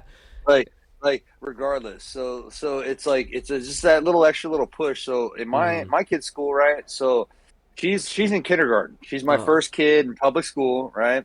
it's the neighborhood school. It's right here, dude. It's in my neighborhood. Mm-hmm. It's like, isn't that what you want? Kind of Mm-hmm. like you put your kid right where you live. They get some Yeah. friends. They're in the neighborhood. All this shit. Yeah, that's the And point. then Yeah. yeah, that's the point, right? Now they're pushing so she doesn't have to be vaccinated because she's only 5, so they're only vaccinating 12 and up, which is fucking ridiculous because they're not at risk. Mm-hmm. Or fucking there's some exemptions, but dude, 75% of the district, the mandate was supposed to go November 30th. 75% of the district hasn't even reported their status. Really? Wow. Really, dude. Like, so that's because they know they're going to lose a lot of money when all those kids aren't vaccinated. They get out of the schools, because they're not going to let kids that don't have a vaccine on campus. They know they're going to lose a lot of money. 75% of the kids in the district haven't even reported to the school the vaccination status. Oh, yeah. No, I'm saying like. Oh, okay, it's okay. Fucking, gotcha. It's stupid, right? So like, since she's been there, she had a runny nose one time. They made me get her COVID tested before I could take her back to school, and they do it on campus. And now, since it's now even at 5 years old, they either have to be vaccinated or have to sign over paperwork that allows the school to test them whenever. Jesus, like really? whenever they want. And I'm not signing anything. So like Tuesday, they're supposed to be doing some kind of testing thing, dude. Like, fuck all this shit, dude. Like, I'm trying to drag it out as long as possible because it's just another thing. Yeah. Like my other two go to preschool. They go to preschool, and she's going to kindergarten. And if I have to figure all that shit out, and have to figure out babysitters full time, all that, but I'm not submitting anything. I'm not giving you permission to test my kid anytime, whenever, when they're not sick. No, yeah. I've never even taken a COVID test. Yeah, me either. And I've worked the whole pandemic. It's just more shit. It's just more shit, dude. Like, yeah, if I had a kid, like, I don't like I'd try to pull them out of school as soon as possible. And then that's the shitty thing, is that even the homeschooling programs have a lot of regulation around them. You have to get them a certain curriculum and make sure they're up to speed on all the crap they want your kids to learn now. With all the new curriculums they're pushing. It's actually better than you think. So since I've been looking into it, dude, so I don't even have to register my daughter until she's in first grade. I guess kindergarten is a real grade. Yeah. But first grade, like, you just do whatever you want. Like, you're in control of the curriculum. You can pick whatever you want to do. And then like my sister did it. My sister did it in L.A. So the beginning, she was living in Palos Verdes, and they fucking shut down the schools, and they were doing that online. There, she said, "Fuck that!" Pulled them out of school, started homeschooling, and then decided to leave the state. Went to Nashville. Oh, nice. And she just kept homeschooling them. She's like, it's way easier. It's like, dude, she said it only takes like 2 to 3 hours a day. You have our kids in school for 6 to 8 hours, however long they're in the school for full time, and it's a bunch of fluff. Well, yeah, because they're getting ready, kids, for the grind, the fucking work grind, 8 hours a day. When they really don't need to be there that long. You can get all your learning done pretty quick. Math, history, science, get all that shit out of the way, and then they're done. They can have the rest of the day themselves, and go to socialize with friends and whatnot. One of the people you shouldn't have homework. You shouldn't have homework. Exactly. I never did homework when I was a kid. I hated that shit. Like, it's not helpful. It's not helping the kids. They should be learning everything they need to in school. All this, the homework part is it's really crazy because like they, I mean, from personally my exam, I never did any. I always tried to get all my homework done at school. And I fucking graduated, went to college, graduated college. Obviously I had to do homework in college, but but for elementary school, and middle school, high school. The amount of homework people are getting in schools, but obviously that's not the biggest issue. But But yeah, it's like I don't bring work home though. Yeah, exactly. Like I don't bring work home. Like we're paying you for X amount of hours in the day. Mm. Why isn't it getting done there? Mm-hmm. Yeah, exactly. So yeah, let's keep going on here. So and then this is the link that you sent me. So it just keeps getting better. So Pfizer said it expects to have more data by the end of the year on whether COVID-19 vaccine can be administered to children under 5.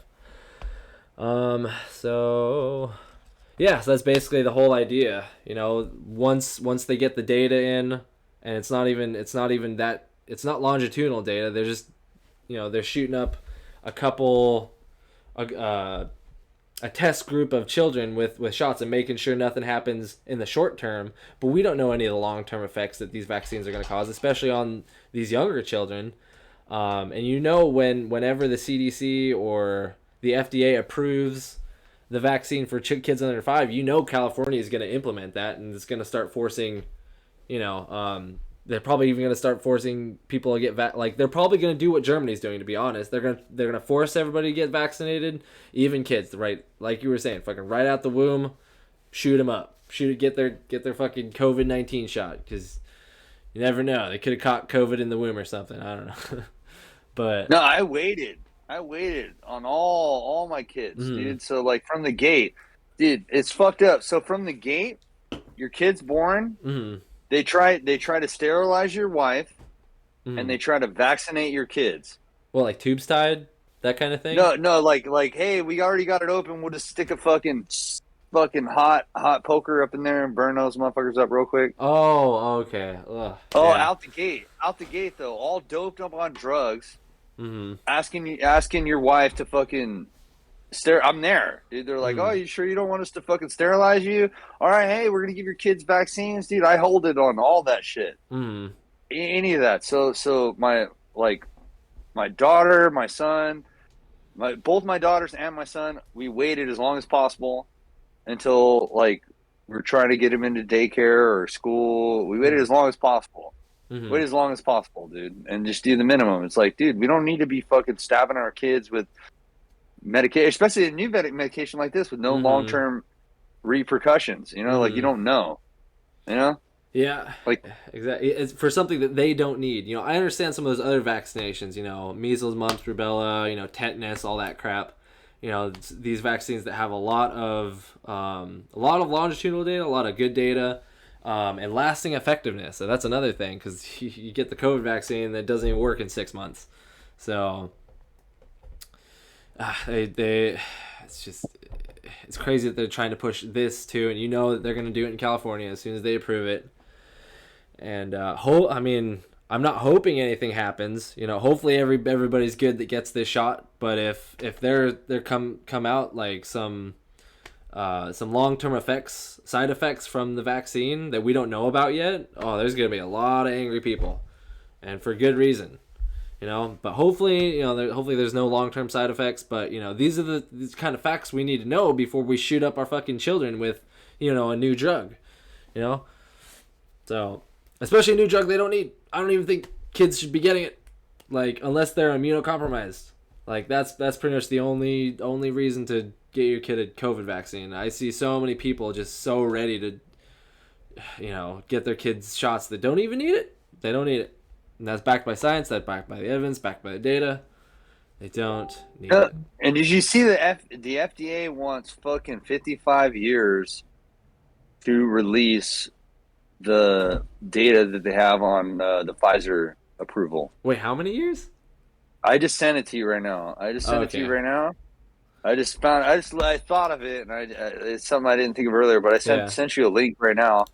But yeah, so the fucking FDA requested from a federal judge, because they put in a FISA, Freedom of Information Act or Freedom or whatever, and they fucking 55 years to process the FOIA. What? Yeah, they asked the judge for 55 years. Fuck the fuck. What? Yeah, that's just the first. That's the first one I could find. But that's something I've already heard about. Like, I didn't think about it with this whole thing we're doing, or I would have sent it to you. I'm just thinking of it as we go.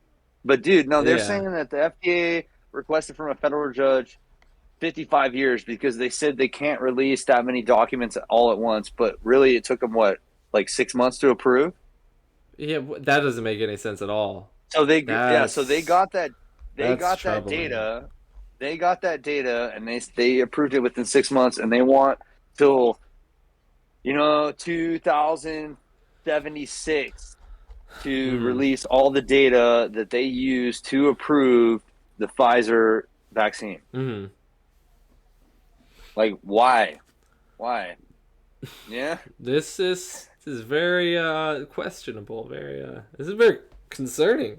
They want 55. Why would they want 55 years unless that it's either they want people to forget and then they'll move past it, or they want if something does go wrong that's bad, they don't want to release what kind of shit they're putting in the vaccine or vaccine data, I guess.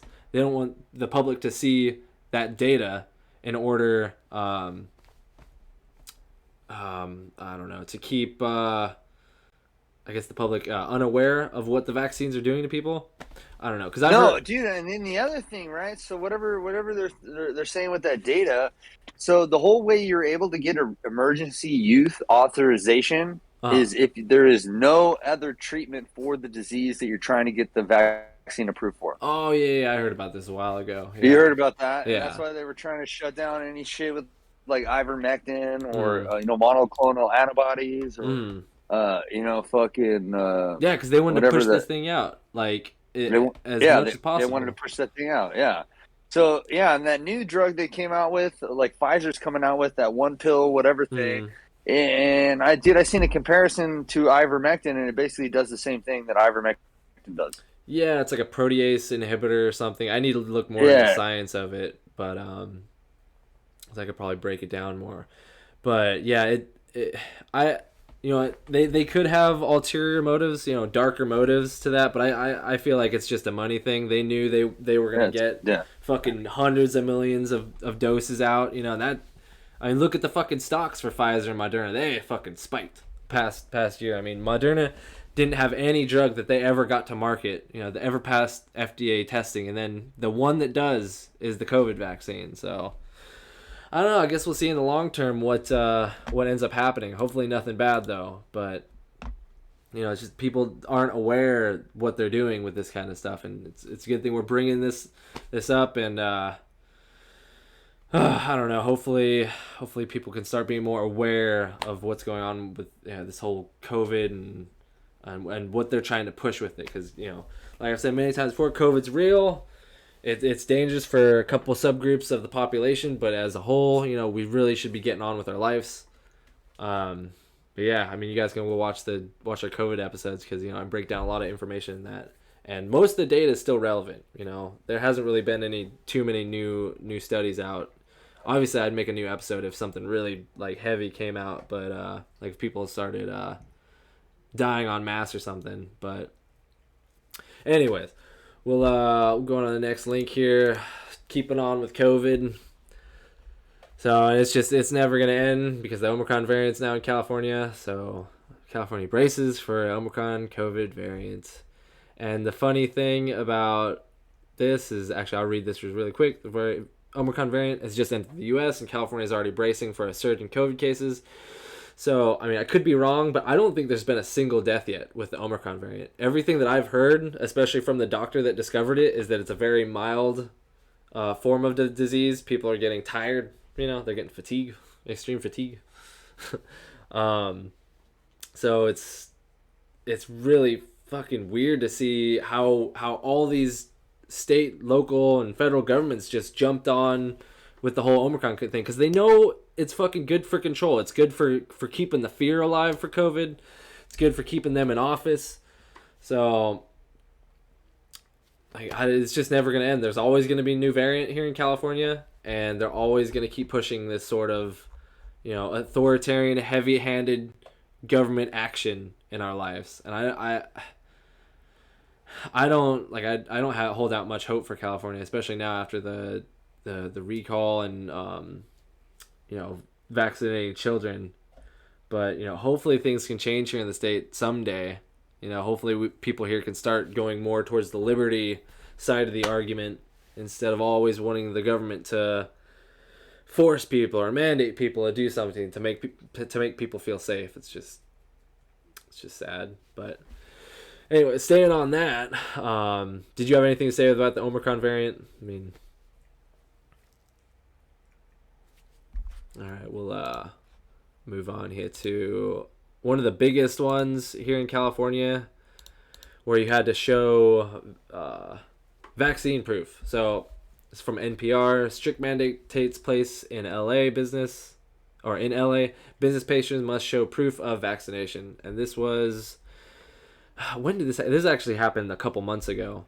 But anyways, so people entering a variety of businesses in the city of Los Angeles had to show proof of COVID-19 vaccination starting Monday as one of the county's strictest measures aimed at slowing the spread of the coronavirus took effect. So you had to show your vaccine status if you go into bars, gyms, shopping malls, theaters, hair salons, like basically everything.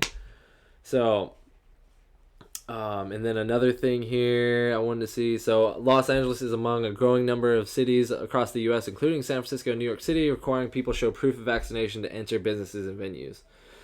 So I don't, this isn't going to stop. Like LA, San Francisco, I can't go because I'm not vaccinated. I can't go to these places basically anymore. Other than just passing through, if I don't have a vaccine, I'm basically a second-class citizen in these cities, and that's what they're doing. They're making a subgroup of the population second-class citizens, and they make everybody afraid of them. Especially with their whole rhetoric that it's a pandemic of the unvaccinated, which is completely untrue because the vaccinated people are still getting it. They're still dying from it. And it's just sad to see, some of the greatest cities in America go down this real authoritarian segregation path, And I don't know when, I don't think this is going to be fixed anytime soon. But, look at it. What was that? Oh, sorry. Oh, my bad. I was talking to my wife. Oh, you're good. But yeah, so they made second-class citizens of us who don't have freaking vaccines, and it's sad to see because we've seen in history when you start to separate people off from the general public, when you start categorizing people into separate groups, that's when some serious problems start happening. And I can only see bad things happening from here on out. The vaccinated people aren't going to treat unvaccinated people very good, and it's going to be really hard for anybody who's unvaccinated in these cities to fucking even have a living. But anyways, we'll move on because it's just really sad what these cities are doing, and it looks like most people there are supportive of it. And it's like in other states, you have a lot of, Florida, most of the South, Midwest, it's almost as if COVID isn't even a problem for them anymore, Anyways, hopefully my cat doesn't want out. But anyways, we'll get to some good news at the end of this just to show you guys, there's a tiny bit of hope out there for at least, okay, one second, let me let my cat out. There you go. So this is a little bit of a hopeful story here. So In-N-Out Burger appears defiant as enforcement of LA's proof of vaccination requirement for indoor dining begins. And so even with the threat of up to $5,000, it appears that one of California's most iconic fast food chain restaurants, In-N-Out Burger, remains defiant as enforcement of the city's mandates that customers' proof of vaccination be confirmed for indoor dining goes into effect. So I applaud In-N-Out for doing this. I heavily encourage anybody out there who's against all this authoritarian bullshit to go support In-N-Out.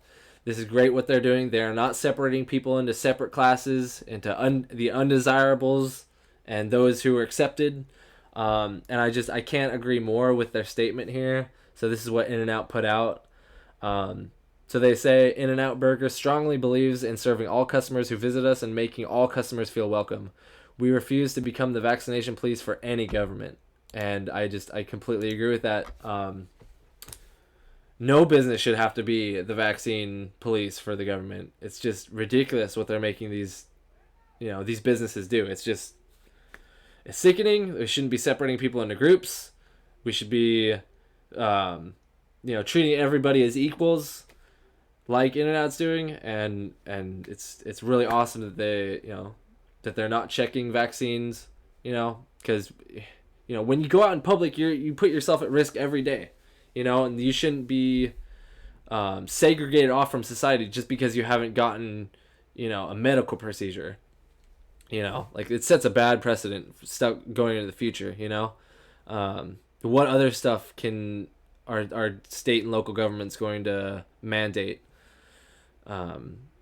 that separates people, on medical procedures? So anyways, so just a little bit of hope there. And then the last link we got for you guys, which is hopeful, but this is a developing story, so we'll see what happens to them in a couple months here. But it's from NBC Bay Area. Northern California town declares itself a constitutional republic in response to the state's COVID-19 mandates. So they said it's time for us to draw a line in the sand. State, enough is enough, said the Orville vice mayor. It's basically rural Northern California town declared itself a constitutional republic during a city council meeting last month, an apparent act of protest against mandates issued by state leaders during the COVID-19 pandemic. And they say that the matter was first introduced by the vice mayor, Scott Thompson, who clarified the resolution was not in response to a specific mandate issued in California during the pandemic, but a barrage of mandates. And oh my, can I tell you how correct that statement is? We have just been getting barraged here with mandates and fines and all this stuff over COVID, and it's good to see that the town isn't putting up with it. They're actively doing things to separate themselves from the rest of the state. And I totally agree with them. It's time for us to draw a line in the sand and say enough and it's enough, because it is enough. They're a risk to life, and you have to let us be free to live, because we're never going to have a fully riskless public life. You're always going to have to accept that there's risk when you go out. But anyways, is there anything That's else? Orville, right? Yeah, it's Orville, yeah. But let's see here. So what was the last thing I wanted to see? So the members of the City Council of City of Orville believe in the separation of powers, individual rights, and the rule of law as outlined in the United States Constitution, including the freedom for local government to have local control over issues related to the citizens who reside in the city's jurisdictional boundaries. So it's really awesome. Hopefully more cities can do this, across the state. We really need more pushback, but, seeing as they're the only city, I hope they don't get, hopefully like the feds or the state police don't come in and try to shut everything down. And I feel like that'd be really bad on optics for the state. So maybe they'll just let this ride until more people and more cities start doing it. But this is really what cities across America need to do, especially California. And he makes a great statement right here. America itself, the very fabric of America right now, I believe is that question. That's really what the question is about. Are we free to live our lives, or are we not free to live our lives? And if you're on the side that thinks that we should be free, then I completely believe that California is not the place to be right now. There was a long time I thought that staying and fighting was the right way to go, but liberty-minded people here, I think the best thing to do is to get out of the state, or at least move to a county or a locality that believes more of the foundations of liberty and the ideas of the Enlightenment, because that's what we need to get back to, is real liberalism, real true classical liberalism, which this country was founded on. And so hopefully we'll see more states and localities doing this. Anyways, did you have any last thoughts to add, Nick, before I wrap things up here? No, that's what it is, dude. Yeah. That's what it is. Like, so I feel kind of fucking stuck, dude. Yeah. A little bit, kind of a little stuck, Like, my wife's already got an established business. I'm fucking in the local union here in Sacramento. I'm in the middle of my apprenticeship. Like I'm not done. Once I'm a J-man, once I get the journeyman card as an electrician, fucking, I can go anywhere in the country. Yeah. Oh, that's pretty cool. Like, how long is that going to take from now? So right now I'm a third year.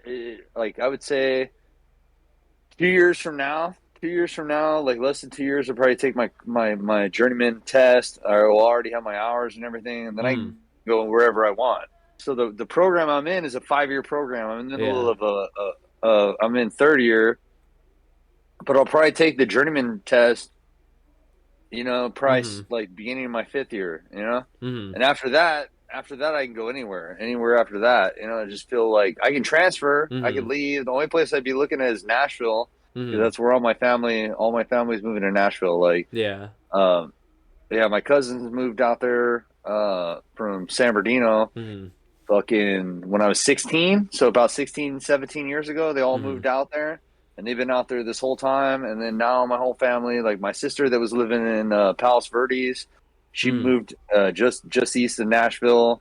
My aunt just moved out there. Fucking like That's where all the Daily kinda, Wire people went. It's fucking Nashville. yeah, yeah, that's kind of so. That's where they're going, and the unions like.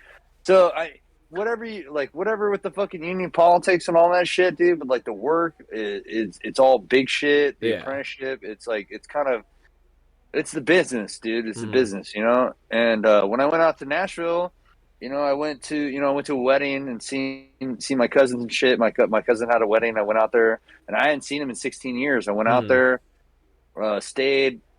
I went out to the union hall, and they fucking said you work for 5 years, and they don't have enough people to fill the calls. Oh shit! There you go. So it's cracking. Yeah, it's cracking. But like the difference is though, so like right now, I think here in Sacramento, journeyman wage is like 43 or something like that. Out there, it's like 29. But and then I look at the housing prices. It's like fuck, it's blowing up out there. It's like basically my house is about the same as my house in Sacramento is about what it would be in Nashville. Roughly. Yeah. So it's but everything's cheaper. Exactly. Gas is half price. Food is half price. Like property taxes, sales tax, income tax. Yeah, sales tax. All that shit. Everything's cheaper. So it's just like fucking a matter of fucking dipping out and just abandoning everything, going, or fucking staying and trying to fucking make it as good as I can. Dude, I want to be, I just want to get to a point where I'm above all of it, Exactly. And it's like my sister, she moved from LA to Tennessee, and she still homeschools her kids. So it's like, what difference does it make? If I stay and I just end up homeschooling my kids, and I just see kind of see how everything's going. But it's like, dude, on so many different issues, it's like, like fucking I appreciate that. I fucking hate this. I fucking don't like the lockdowns. I don't like any of this other shit. But like in Sacramento, the Omicron. Like fucking I start going into stores and everybody's wearing masks and shit again, and like I don't wear them. Nobody gives me any problems, but like that's how it should be. That's how it should be. Like you want to wear a mask, cool. Like you're vaccinated, cool. I'm not. Like just mind your own business and like mind your own fucking business, dude. Like exactly. It's almost like they're trying to do it on purpose, though. It's like they're trying to get the people that are so hardcore against everything out. Like maybe for the next thing. Maybe for the next thing they're trying to roll in. Like if we get rid of as many of those fucking people as we can, because there's people that are moving still in. Exactly. There's still people moving in. Like no matter what. Yeah, that's a good point. I think they are trying to drive out all of the more liberty-minded people, just trying to fucking stranglehold them, so they can, ensure their power even more. But it's like, I don't know. For me, it's just like, if I stay in the state, I feel like I'll either end up in jail or dead because of their policies. So, especially being as active as I am politically, because I'm not gonna deal with any concentration camp or fucking forced vaccination. Like, I will go out there and fight it. I will fight it to the bitter end if I'm here. And I'm not ready to do that yet. Non-aggression principle. Yeah, exactly. Non-aggression principle. Like, Yeah, we're not. It's not trying to come to that, but dude, like, who knows? Who fucking knows? Yeah, It's exactly. like right. It's like right now. So you know, you said you're a researcher, right? Yeah, I'm a scientist basically. I'm a water uh, Yeah. Like, so what field are tester. you in right now? Microbiology, chemistry, that kind of stuff. Uh, uh, so where's that cracking? Basically the big Where are you thinking cities. about going? If you're leaving California, where? What's that? It's Big like city? the only there are a lot of good jobs in bigger cities, but like at the same time, big cities are the exact opposite of where I want to be. You know, like my belief structure and like pertinent principles. Like I could go down to LA and be making 35, 40 an hour, off the bat, but living in LA, as we've already seen, they have the vaccine mandate down there and everything. It's just like they've made me a second class citizen in so many of these different jurisdictions that I don't even want to, like, I don't even, it's not worth it. I could make a lot of money, but then it's just not worth it. I'd have to be a little pawn to the state, basically. And that's it's kind of sad because I don't want to leave my field or anything, and I don't think I will. There's this kind of work has to be done everywhere. But obviously the bigger cities pay more and there are more jobs. But I mean, No, yeah. So like, the goal for me, like, whether I stay here or go somewhere else, I don't want to live in the city, mm-hmm, but I want to be close enough and far enough to the city to make money and not be there. mm-hmm, You know, exactly, yeah. because like basically me and my wife, like, city makes us more money. So my wife's mm-hmm, a permanent makeup artist, mm-hmm, and I'm an electrician, and I'm mm-hmm. like a commercial electrician. Like, so, Yeah. and I'm in the union, so like the city, it's like doesn't matter where I go, Mm-hmm. Nashville, Sacramento, LA's trash. I would never go to LA is LA. trash. Like fucking, I mean Austin, like, I mean, to any of these bigger cities, I can get work, Mm-hmm. but like a lot of these cities that are getting like an influx of people, the wages are lagging. Yeah, yeah, that's true. Like Nashville's fucking getting blown out. Mm-hmm. Austin's getting blown out. Fucking, yeah. Any of these places around the country, just, yeah, they're just having influxes of people in these states that people want to go to. Mm-hmm. Yeah, it's the mass exodus from blue states and states that want to lock everybody down to freer places like Florida and the Midwest, Wyoming, Where are you Idaho. thinking about going? That's what I'm Oh, saying. okay, yeah. Where are you thinking about going? Oh, yeah. Well, right now, so I'm looking into Idaho, Wyoming, or Nevada, like, because my biggest thing is I'm a pussy with weather, so I want to live somewhere where I'm gonna be comfortable, and obviously that's gonna be hard in most of the country. So I don't want to live anywhere east of Nebraska, basically that humid line, because I've been out there and I hate that weather. I absolutely detest it. Um, but while I was driving through Wyoming, fucking that state's awesome, dude. Fucking 80 mile per hour speed limits. Seems like everybody minds their own business. I It's mean, cold though. It's cold. yeah, You either got to get yeah. cold or humid. Cold or humid. I'd much rather do cold. I'm down with cold. I can't do humid though. Humid, I melt. I'm just miserable. Cold, it gives me energy. Like I can fucking handle it. It makes me vigorous. But humid weather, it fucks me up. And the number one place I'm looking into right now, especially for anybody that's more liberty minded, is Rock Springs in Wyoming. And I was telling you this, but they have one of the only elected libertarians in the country. I think one of the only three. And I For what? State or house or so what is that? so he's in the state house. Yeah. State house. Yeah. Um, yeah, and to have somebody that represents my ideals, especially the Libertarian Party, because that's not like that's a legit fucking person. I looked at his name is Marshall Burt. He's pretty legit. You don't have any fucking snakes in there like you do from the Republican Party that say they're all for liberty, but then they get in there and they start voting for all these authoritarian fucking bills. You know, um, so yeah, Rock Springs, Wyoming is definitely What like about? top of my list. Go ahead, you're chopping up a little bit. No, yeah, no. So I seen some. recently with some like elections that happened, they were saying like 124 people got elected in the Libertarian Party to different places in like Philadelphia. Yeah, there. I think it's mostly just like lower, like school board, that kind of stuff. So I may That's have where it been. starts, though. Yeah. That's where it I may have starts, been though. wrong saying that there's only three elected libertarians.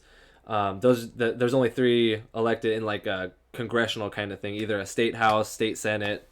We used to have a libertarian in Congress, Justin Amash, but obviously he couldn't win his election being a libertarian out in Michigan. So it's kind of sad, but he was kind of fed up with the whole Congress and how it works. So I don't blame him. But we still got Thomas Massey in there. We got Rand Paul, Mike Lee, sorta. I mean, Rand's just been amazing, and I'm gonna go help out on his campaign next year. So I'll see how Kentucky is, but I imagine I'm not gonna want to live there just because of the humidity. But Yeah, we'll dude, see. the humidity is a motherfucker, dude. The humidity is a Mhm. motherfucker. Like every time I've gone out there, no matter like whatever. I mean, I've been to Florida, dude. Ugh. I've been to Florida when it was like 100 degrees and raining. Oh, You know what I mean? Like, oh, it sounds I mean, horrible. yeah. I mean, it's not like maybe it might not be flooding rain, but uh, like it's just different. It's fucking different, dude. yeah, But yeah. yeah, it's like fucking who knows, dude? Like, really, I'd like to be able to fucking take off some time, sell Hmm. my house, and drive around the country and figure out where I'd want to be. Hmm. Ideally, Yeah, yeah. that's why I like when I went to go out and work on some campaigns in Michigan and then New Hampshire, I got to see a lot of the country. So I'm so happy and I'm really blessed that I got to do that because it gave me it's a rude awakening how not every state is like California. I mean that's obvious, but it's especially obvious when you actually go to those places. And yeah, I really like that little kind of area, Idaho, Wyoming, Nevada. Not really Utah because Utah's fucking expensive. Like I was looking into it, Utah's really expensive, and they have humidity because of the lake right there. So not too much Utah, but yeah, one of those states would be awesome. I would go to New Hampshire, but again, I've been to New Hampshire and I did not like the weather. Although it'd be a lot better than a Tennessee or a Florida in terms of weather, but you know, so that's what I definitely encourage. If any viewers, if you guys haven't done a road trip across the country, definitely it's a lot harder now than it was pre-pandemic, but I would definitely recommend going out, seeing the country, seeing what other communities are like, seeing what other cultures are like, because there's a lot of them here in America, and there's a lot of different communities where liberty-minded people are in the majority. So, like you're saying, that might be the case here in California too, but how they're just duping everybody to supporting these authoritarian measures. I don't see it as a very conducive place for liberty within the next couple years. So say definitely get out, visit, figure out where you want to go, even if it's another Democratic state like Oregon or Washington. That's where I wanted to go originally, because I love the weather up there, but they're even a little crazier than California on some of their politics. But I've been to Portland. Those people are crazy. They're fun, but they're crazy. So especially after all the riots that happened last year. But anyways, I think I'll wrap it up there. We've been going for like 2 hours now, so we won't drag it on any longer. Thank you everyone for watching. This is our 1 year anniversary. It's great that it's a good feeling knowing that I've already been doing it a year. I'll try to get more episodes out, doing more get a schedule. I'm definitely gonna get a schedule on for streaming games.